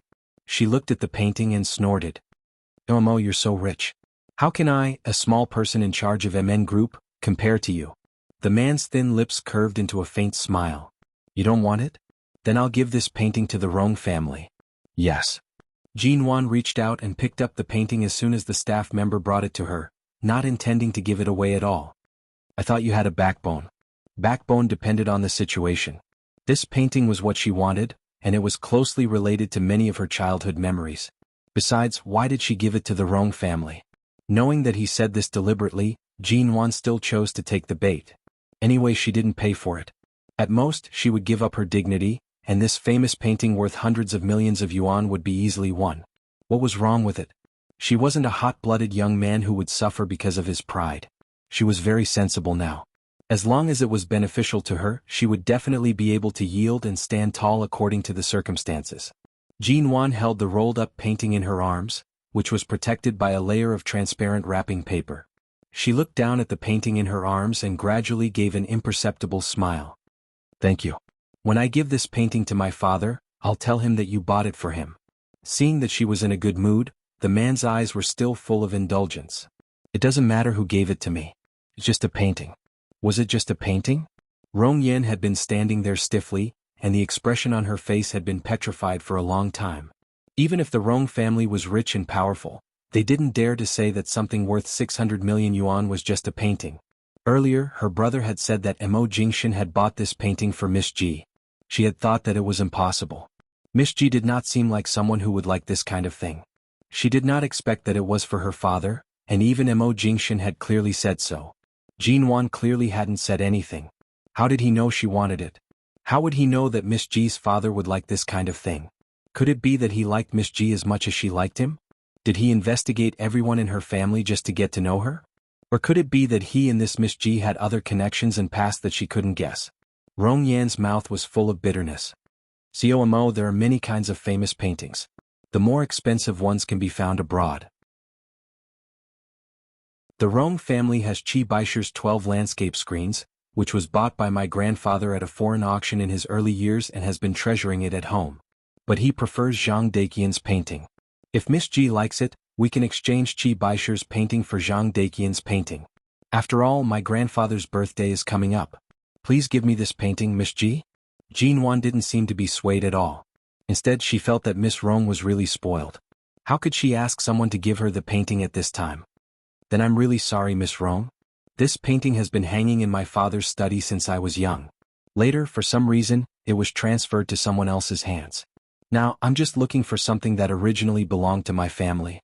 Even if you give me something 10 times more expensive in exchange for something this meaningful, I won't agree.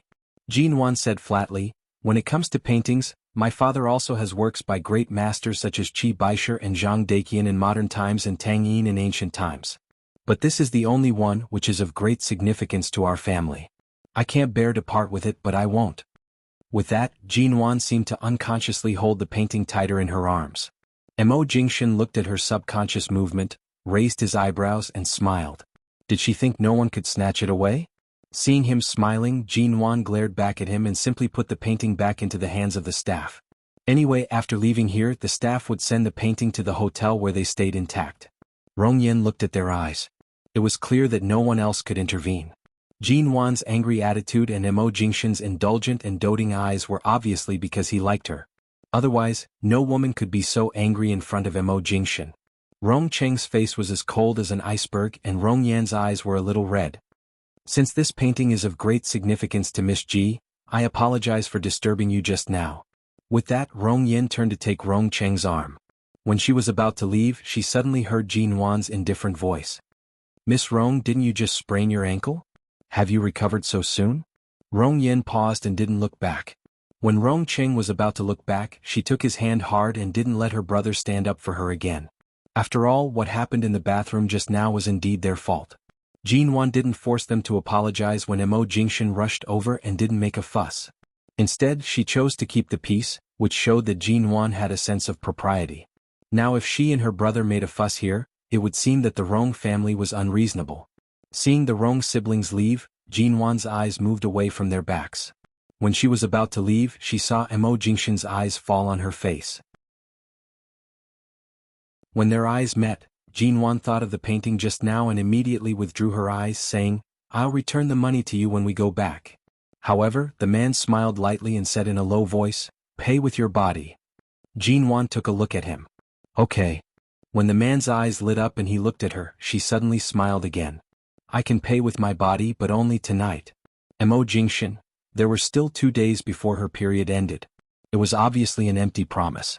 The 600 million yuan would be wasted on her, and there would be no return. The man glanced at her expressionlessly, turned around and walked out with his back to her. Jinwan watched the man's unhappy back view, and the corners of her lips unconsciously curved into a smile. Jinwan struggled to keep up with Mo Jingshan's footsteps. Just now, she thought that Mo Jingshan just didn't want to talk to her because of her empty promise, but it turned out that Mo Jingshan walked very fast and didn't even look back.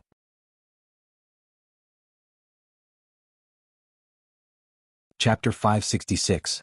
It wasn't until Mo Jingshan got into the car that Jinwan noticed that the man didn't look back when he got into the car, leaving her alone outside the car, that she realized that Mo Jingshan was really angry? Oh right, a man who had been holding back for more than 3 years finally heard her promise to repay him with her body. In the end, it happened to be during her menstrual period. No man would be able to tolerate this kind of provocation. But was he really unable to tolerate it? When she had a stomachache, didn't he warm her belly while kissing her in bed? How could he be angry? He was already so shameless and had taken advantage of her so many times over the past few days. How could he still be angry? Jinwan thought for a long time, considering whether to continue taking this car or to take a taxi back to the hotel. He could be angry. She didn't intend to coax him. But when she thought of the painting just now, she realized that she didn't spend a penny. He did have good intentions. Jinwan finally made up her mind. When Xiao Hu came to open the car door for her, she lifted the hem of her dress and got into the car. She turned to see the man who was already sitting in the car. After thinking for a moment, she raised her hand and patted his shoulder generously. You see, I didn't mean anything else just now. You really should thank me for the painting. The man glanced at her because she put her hand on his shoulder so openly, brushed her hand away expressionlessly and closed his eyes. Jinwan? She hadn't finished speaking. She had to thank him, lest he said she was an ingrate again. This man didn't seem to accept her thanks at all. Did he close his eyes and intend to not communicate with her for the time being?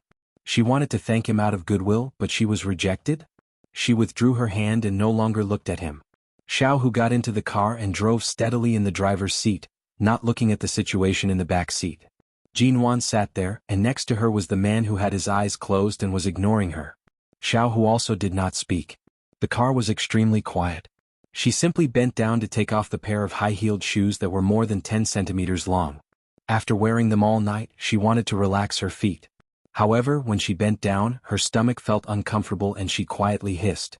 The man beside him did not move at all, and even Xiao Hu continued to drive quietly. Perhaps Xiao Hu felt that the atmosphere in the car was a little strange, so he reached out to turn on the music in the car, and a soothing light music played in the car. Jinwan had just taken off her shoes, stretched out her little feet, kicked her legs in the car, and then gently placed her feet on a relatively clean spot in the middle. She was thinking. After all, Mo Jingshan had given her enough face today. Not only did he not make her suffer a loss, from the gown to the diamond jewelry to the famous painting at night, it didn't seem right for her to continue holding back her temper. But in the blink of an eye, she saw that the man had his eyes closed and was completely ignoring her, so she pulled her face back and glared at him for a long time. The man suddenly opened his eyes and happened to meet her even more glaring eyes. Jinwan had no time to move her eyes away and immediately met his eyes. The cold man looked at her indifferently, then glanced at her bare, fair and tender little feet that were placed on the seat between the two of them. Half of her feet were covered by the long gauze skirt, faintly discernible. He said coldly, "Put on your shoes." "I've been wearing high-heeled shoes all night. I'll just loosen my feet. I'll put them on as soon as I get out of the car." Jinwan withdrew her gaze. Glancing at her little feet that seemed to be reaching toward him, and her toes unconsciously curled up under his gaze, Mo Jingshan only felt that his blood was surging more violently. He closed his eyes again and frowned. A woman's on her period. Can the soles of her feet be so cold? Aren't you afraid of catching a cold? It's not cold in the car. Seeing that Mo Jingshan seemed to be very unhappy, Jinwan restrained herself and thought for a moment before putting on her shoes. These shoes were matched by the designer when she was trying on the dress today. Although they were branded shoes and the style was very beautiful, they were only suitable for wearing at a banquet. It was very tiring to walk in them. She wore them all night and even now felt that her ankles were a little sore. The atmosphere in the car fell into silence again. Jinwan took out her cell phone from her bag and looked at it for a while. Some notices had popped up on some news apps. They were all news about the grand banquets and charity auctions held in Beijing, but most of them were very normal without any messy scandals. After looking at them for a while, she put down her cell phone and turned to see that Mo Jingshan still had his eyes closed. It was clear that he didn't want to see her tonight. She looked back at the car behind them, which was the car of the auction staff. They were responsible for following them and sending the paintings to the hotel. After all, she owed him a big favor. Jinwan thought for a while and decided to coax him. After all, it was 600 million yuan. That painting is indeed very meaningful to me. When my mother was still alive, she would often carry me to my father's study. Even though Ji Hongwen is not my biological father, this deep-rooted affection from a young age is still there. Retrieving this painting has also allowed me to retrieve a lot of things from when I was a child. In my heart there is a great sense of satisfaction. The man didn't open his eyes. So, let's not talk about anything else. Just talking about this painting, I'm really grateful to you. I've been struggling with the price of this painting. After all, MN Group is now on the rise, and I have to think carefully about something worth hundreds of millions of yuan. It's really a difficult problem for me to choose sensitively or rationally. Thank you for helping me make the choice. Mo Jingshan frowned and sneered. Since you're so grateful, why do you only thank me verbally? Sure enough, he was still angry about her deliberately deceiving him just now. Jinwan played dumb. Xiao Mo, you're so rich. How else do you want me to thank you? I said I would return it to you after returning to High City, and I really don't intend to owe you anything, but what else do you want me to do for you except verbally thanking you? Earlier on, Mo Jingshan had already opened his eyes. He turned to look at her. The woman was smiling. Her cheeks were overly fair and seemed to glow in the dim car. Her eyes were also bright and bright. Coupled with her expression of pretending to be ignorant and deliberately avoiding certain sensitive topics, she appeared especially lively and fragrant. Mo Jingshan felt his blood rush more violently. He had never been a lustful person. These years he only treated Jinwan differently. However, in the past 3 years she had changed too much. This woman's casual frown and smile was like an addictive poison to him.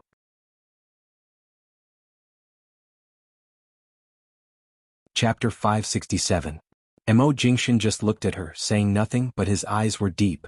Jinwan looked at him and saw that he was staring at her expressionlessly, so she simply avoided his eyes. I've been busy all day. I'm tired. It will take a long time for us to get to the hotel, right? Then I'll take a nap in the car. With that, she closed her eyes. Mo Jingshan's face darkened slightly. But when he saw Jinwan leaning against the car door and curling up as if she was really going to sleep for a while, he sighed almost imperceptibly. This woman was really full of tricks and did whatever she wanted in front of him. Sure enough, she relied on her own strength. The car stopped in front of the Xingtang Hotel. After Xiao Hu stopped the car, he took the time to look back through the rearview mirror. "COMO." As soon as he said the word, Mo Jingshan gave him a cold look, motioning him to shut up. Xiao Hu immediately swallowed. Although he was already used to it, he was still a little shocked to see the scene behind him. Did the cold and aloof COMO he had heard before change his mind, or was the news he heard just hearsay? He actually saw COG sleeping against COMO's body? And COMO was holding her in a good mood? COMO and COG were really... Not only was there something going on, but the situation was not ordinary. Xiao Hu abruptly looked away and didn't dare to look again. He had noticed that Jinwan seemed to have fallen asleep against the car door, but he really didn't pay much attention to how she ended up leaning against COMO whatever at this time. He just needed to get out of the car quickly. Xiao Hu got out of the car but didn't take the car key away, leaving the space in the car for them. Mo Jingshan looked at the quiet sleeping face in his arms and scratched her face with his fingers. She fell asleep and suddenly fell to his side when the car turned a corner. Coincidentally, she almost rested her head on his thigh, but he just caught her and held the back of her head with his palm. Then the woman arched into his arms as if sleeping very comfortably. At this moment, the woman in a long gauze dress was bending over on the seat behind him. Using the strength of his hand supporting the back of her head, she directly lay in his arms and continued to sleep. No matter how defensive she was when she slept, as long as she was in his arms, she would definitely continue to sleep without the slightest intention of being woken up. It was very quiet in the car and it was already 11:30 at night. In this prosperous area of Jing City, the number of cars passing by at night didn't decrease, and from time to time, the headlights of the cars flashed by outside. Mo Jingshan didn't rush to wake Jinwan up. He even felt that he was particularly fond of her quiet and obedient look when she didn't resist or glare at him because of his affection. He gently stroked her hand with his fingers. Although it was not comfortable to sleep in the car, if she planned to sleep in his arms like this all night, he would let her sleep. After an unknown period of time, Mo Jingshan sat in the quiet car, watching the heavy traffic outside. His fingers ran through her hair again, and he suddenly heard her mutter something. "What are you talking about?" Mo Jingshan asked. Mo Jingshan, the man frowned. Jinwan thought she couldn't fall asleep in the car, but she didn't expect that not only did she fall asleep, but she also seemed to sleep very well and had a dream. In the dream she saw Mo Jingshan sitting in the office of Shine Group. As she had seen him every time, he was serious at work, full of the aura of a superior, and dealt with any matter in the company swiftly and decisively. When he looked in the direction of the door he was even more handsome. On this man's face, there was silence and indifference, but also his unique beauty. She was about to go in and say hello to him when she saw there was another person behind him. Rong Yan. He looked calmly at Jin Wan in front of the door, then turned around to take the coffee that Rong Yan had just made for him and touched Rong Yan's hand. Rong Yan blushed and stood beside him with a sweet smile. There were still some documents in Rong Yan's hand, so she leaned over his desk to talk about the documents with him. When she leaned over, her movement was so big that even the scenery under her collar was exposed. Mo Jingshan seemed to be moved by this. He reached out and circled Rong Yan into his arms, put her on his lap, and then the two of them began to hug and kiss in the office. Jin Wan was stunned and rushed in to pull Rong Yan away from his arms, but the two of them not only hugged each other tightly, but even when she reached out to touch them, she found that her hands touched nothing on their bodies. She couldn't feel anything at all. The two of them were still kissing unscrupulously in front of her. Rong Yan endured Mo Jingshan's kiss and took off her shoes. Wearing the kind of stockings she often wore in the office, she wriggled in Mo Jingshan's arms, looking innocent and sexy.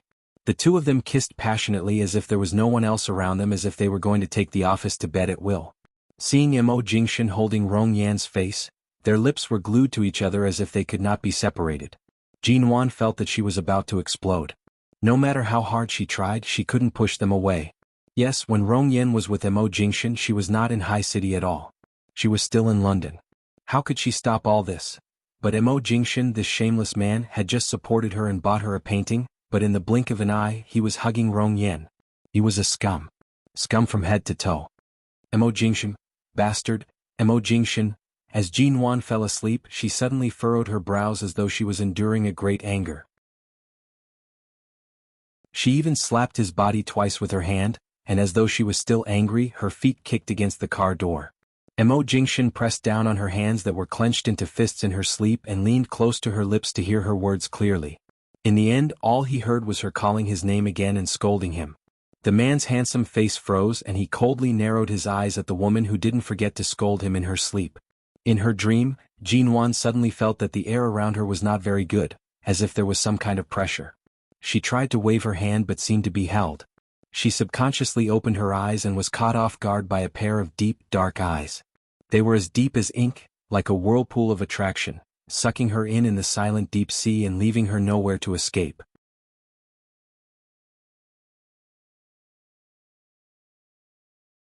Chapter 568. As the man suddenly approached, Jin Wan's face tightened. The messy images in her dream overlapped with the man in front of her, and she subconsciously pushed him away. In the end, because she pushed him too hard and seemed to dislike his intimacy, the man looked at her coldly. What strange things did you dream of? Jin Wan's face turned red and she looked at him coldly. Did you dream of something strange? Jin Wan, her brain didn't realize it until now. It turned out to be a dream. She dreamt that Mo Jingshan and Rong Yan were kissing each other in the office. Why did you get so close to me just now? Jin Wan hadn't recovered from the shocking scenes in her dream, and her tone was full of distance and even a bit sarcastic. Mo Jingshan sneered. Did you see it clearly? Did I get close to you, or did you suddenly lean into my arms and hold my shirt when you fell asleep? Jin Wan looked down at the marks on his shirt that she had just pressed against him, pursed her lips, and then turned to look out of the car window, only to find that the car was parked in the parking lot of Xingtang Hotel. When did you arrive? Why didn't you wake me up? She asked. Mo Jingshan only narrowed his eyes because she suddenly became much colder after waking up. The man's ink-black eyes were cold. What on earth did you dream of just now? Jin Wan glanced at him. Why do you care what I dream of? If I didn't hear it wrong, you just scolded me in your dream? Jin Wan, did he hear it? Did she have the habit of talking in her sleep? Why didn't she know it herself? But when she thought about it, it didn't seem good for her to vent her anger on him because of a dream, but the second miss of the Jing City family really gave her a knot in her heart. She was simply a drama queen. She said he didn't have a woman by his side when she pursued him, and she said it was fair and above board, but in fact, it was just an excuse to pursue a man. Why did she have to find so many excuses for herself? Why did she hate Rong Yan so much? Although she didn't have much contact with Mo Jingshan when she was in High City, she was not as straightforward as in Shuyan. At least when In Shuyen was Mo Jingshin's secretary, she was absolutely smart and knew what to say and what to do. Although she used to be one of Jinwan's rivals in love, at least In Shuyen was not so disgusting. She knew Mo Jingshin wouldn't do that in her dream, but she still couldn't put on a good face. She just glanced at him again and didn't answer but asked, "It's so late. Why don't you get out of the car?" Mo Jingshin's face didn't change, but fortunately he didn't ask her about the dream. She felt that she must have scolded him and seriously provoked him. Jinwan placed her hand on the car door and was about to alight when she turned back to see that the man's expression had not changed. She couldn't help but ask, "What exactly did I scold you about earlier?" Mo Jingshin sneered. "You're asking me? Is this how you treat me now? You can't help but scold me when you're sleeping and dreaming?" Jinwan looked innocent. "It's just a dream. I dreamed of something unpleasant, so I scolded you. How do you know I was scolding you?" The man was expressionless. "You called my name and scolded me as a bastard, a disgusting man and a rogue." Jinwan, yes, he had polluted the environment of her dream and greatly affected the quality of her sleep. When she saw that scene in her dream, it was polite enough for her to just scold him as a bastard. "Oh, then you may have misheard," Jinwan said expressionlessly. Jinwan said deadpan, "I was scolding someone in my dream. I suddenly saw you, so I called your name. You can't blame me for what I said in my sleep. People can dream about anything." Mo Jingshin sneered. "I don't blame you for what you said in your dream, but you blame your dream." Jinwan? His words seemed to make sense. She became serious and changed the subject. "You're not going back to the hotel? Are you going to stay here tonight?" The man didn't speak. He really wanted to cut open this woman's head to see what was in it and what kind of messy dream she had. Why did she stare at him with disdain as if he were a stinky rogue as soon as she opened her eyes? If he really wanted to be a rogue, Jinwan would probably still be living obediently in Aolan International and couldn't get out even if she wanted to. Mo Jingshin got out of the car. Jinwan quickly put on her shoes, but because the heels were too high, it was inconvenient for her to get out of the car. She reached out to ask him to help her, but the man got out of the car first. When she waved at him to ask him for help, he expressionlessly walked away as if he didn't see her raised hand. She had to get out of the car on her 10-centimeter high heels. She remembered that the car key was still there, so she turned to the driver's seat to pull it out and took the key and the electronic car key to the hotel. The shoes were fine on the flat road, but it was a little difficult to get out of the car. If he didn't help her, then he wouldn't help her. She didn't want to beg him. When entering the hotel, Mo Jingshin seemed to finally remember to look back at her mercifully in case she really couldn't keep up. However, when she came over, she didn't even look at him, turned the car key casually in her hand, leisurely stepped on her 10-centimeter high stilettos, and walked in front of him without looking back. Xiao, who didn't dare to go back to his room after entering the hotel. After all, the car was just parked there. He was afraid that if there was any problem, he would be able to rush over, so he had been sitting in the hotel lobby on the first floor to rest. As soon as Jinwan walked in, Xiao Hu came up quickly. "COG." Jinwan threw the key casually, and Xiao Hu caught it in her beautiful and handsome posture. "By the way, COG, I've asked them to send the painting to your room. It's in your room now," Xiao Hu said politely. "Okay, thank you." With that, Jinwan went straight into the elevator without looking back, as if the man who was so kind and remembered to look back at her had disappeared. Mo Jingshin watched as she elegantly waved her sleeves, leaving not a single cloud behind. His lips curved and he did not know whether to be angry or to laugh. Xiao Hu came over and stood aside to watch for a moment. The indulgence and helplessness in Co Mo's eyes, even a big man like him almost melted. How could that COG resist Co Mo for so long?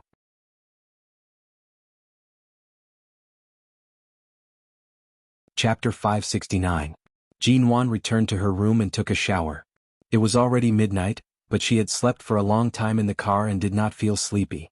After showering and drying her hair, she changed into comfortable pajamas.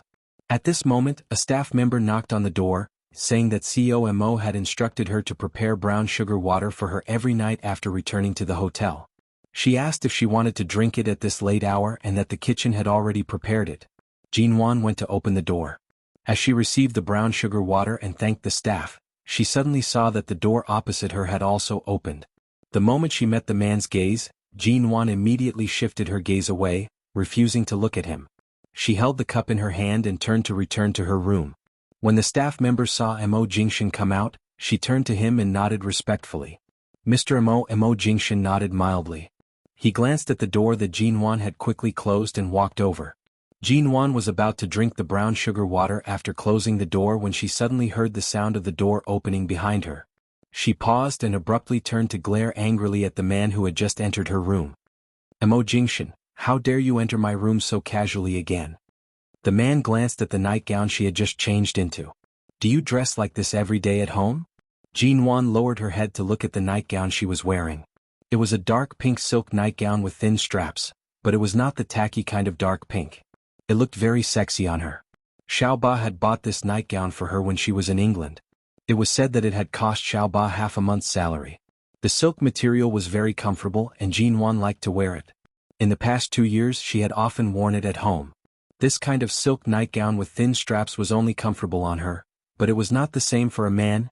Jinwan glanced at her exposed shoulders and collarbone, as well as the slightly visible cleavage on her chest. She pursed her lips and took a step back with the cup in her hands. At the same time she said, if it's comfortable then I'll wear it often. Anyway, I'm usually alone at home. This time I only put some things I'm used to wearing in my suitcase. It's just a nightgown. What's wrong with that? As she spoke, she drank a few mouthfuls of brown sugar water. After drinking more than half a cup, she put the cup down and looked back at the painting worth 600 million yuan on the shelf beside the bed. She paused and said, it's getting late. Don't you have other work to continue tomorrow? I can't delay too many things while I'm on a business trip in Beijing because of my health. Go to bed early. As for this painting, I'm really grateful to you. You've said thank you at least 3 times tonight. How do I know if you're sincere or not? Do you still remember what you promised me? What did she promise? Jinwan's hands were empty. For a moment she suddenly felt insecure. She was about to pick up the remaining half cup of brown sugar water, but the moment she put her hand down, her wrist was abruptly grabbed by the man. She was caught off guard and fell into his embrace. The man's chest bumped into her so hard that her nose hurt. Jinwan's breathing faltered. She raised her head to meet the man's dark gaze that seemed as though something must happen tonight. Her entire body tensed up. What are you doing? You promised. You'll repay me with your body but only tonight, en? Jinwan tried to shake off his hand but was unable to do so. Then what about you? You clearly know that I'm on my period. The man lifted her chin with his well-defined fingers. He didn't care whether she was on her period or her period. He pulled her into his arms and pressed his thin lips against hers. Jinwan abruptly widened her eyes. What did he mean? Could it be that this man had been holding it in to the point of losing his mind? He didn't even care about her period? Was he going to force himself on her? Was he going to fight a bloody battle? Jinwan had always known long ago that if Mo Jingshan wanted to do something, no one would be able to stop him. She rushed to push him away forcefully, opening her mouth to bite down harshly on his lips. With great difficulty she finally moved away from his embrace. However, due to her nervousness she stammered, I've only been in Jing City for 3 days. You entered my room on the first day and you entered my room on the second day. Could it be that you're planning on staying here and not leaving today? Don't force me to fly back to High City tomorrow. Mo Jingshan, you. As she moved back, the man pressed against her. She could only take a step back. However, before she could finish her words, the man held her waist and pulled her back into his embrace. He harshly kissed her, blocking her lips. Mo Jingshan narrowed his eyes. When she was almost suffocated from the kiss, he finally gave her some breathing space. However, he pressed against her lips and said hoarsely, if you want to sleep, I won't disturb you. You're on your period and I won't touch you. However, you're dressed like this in front of me. I don't think I should be polite. Hearing this, before Jinwan could speak, the man's kiss had already entered her mouth. He pried open her teeth and wantonly kissed her, causing her to feel numb and tremble. Jinwan was kissed by this sudden and violent kiss, and she felt as though all the strength in her body was about to be taken away. When the man abruptly pressed her onto the bed, Jinwan only had time to cry out softly before she was kissed again.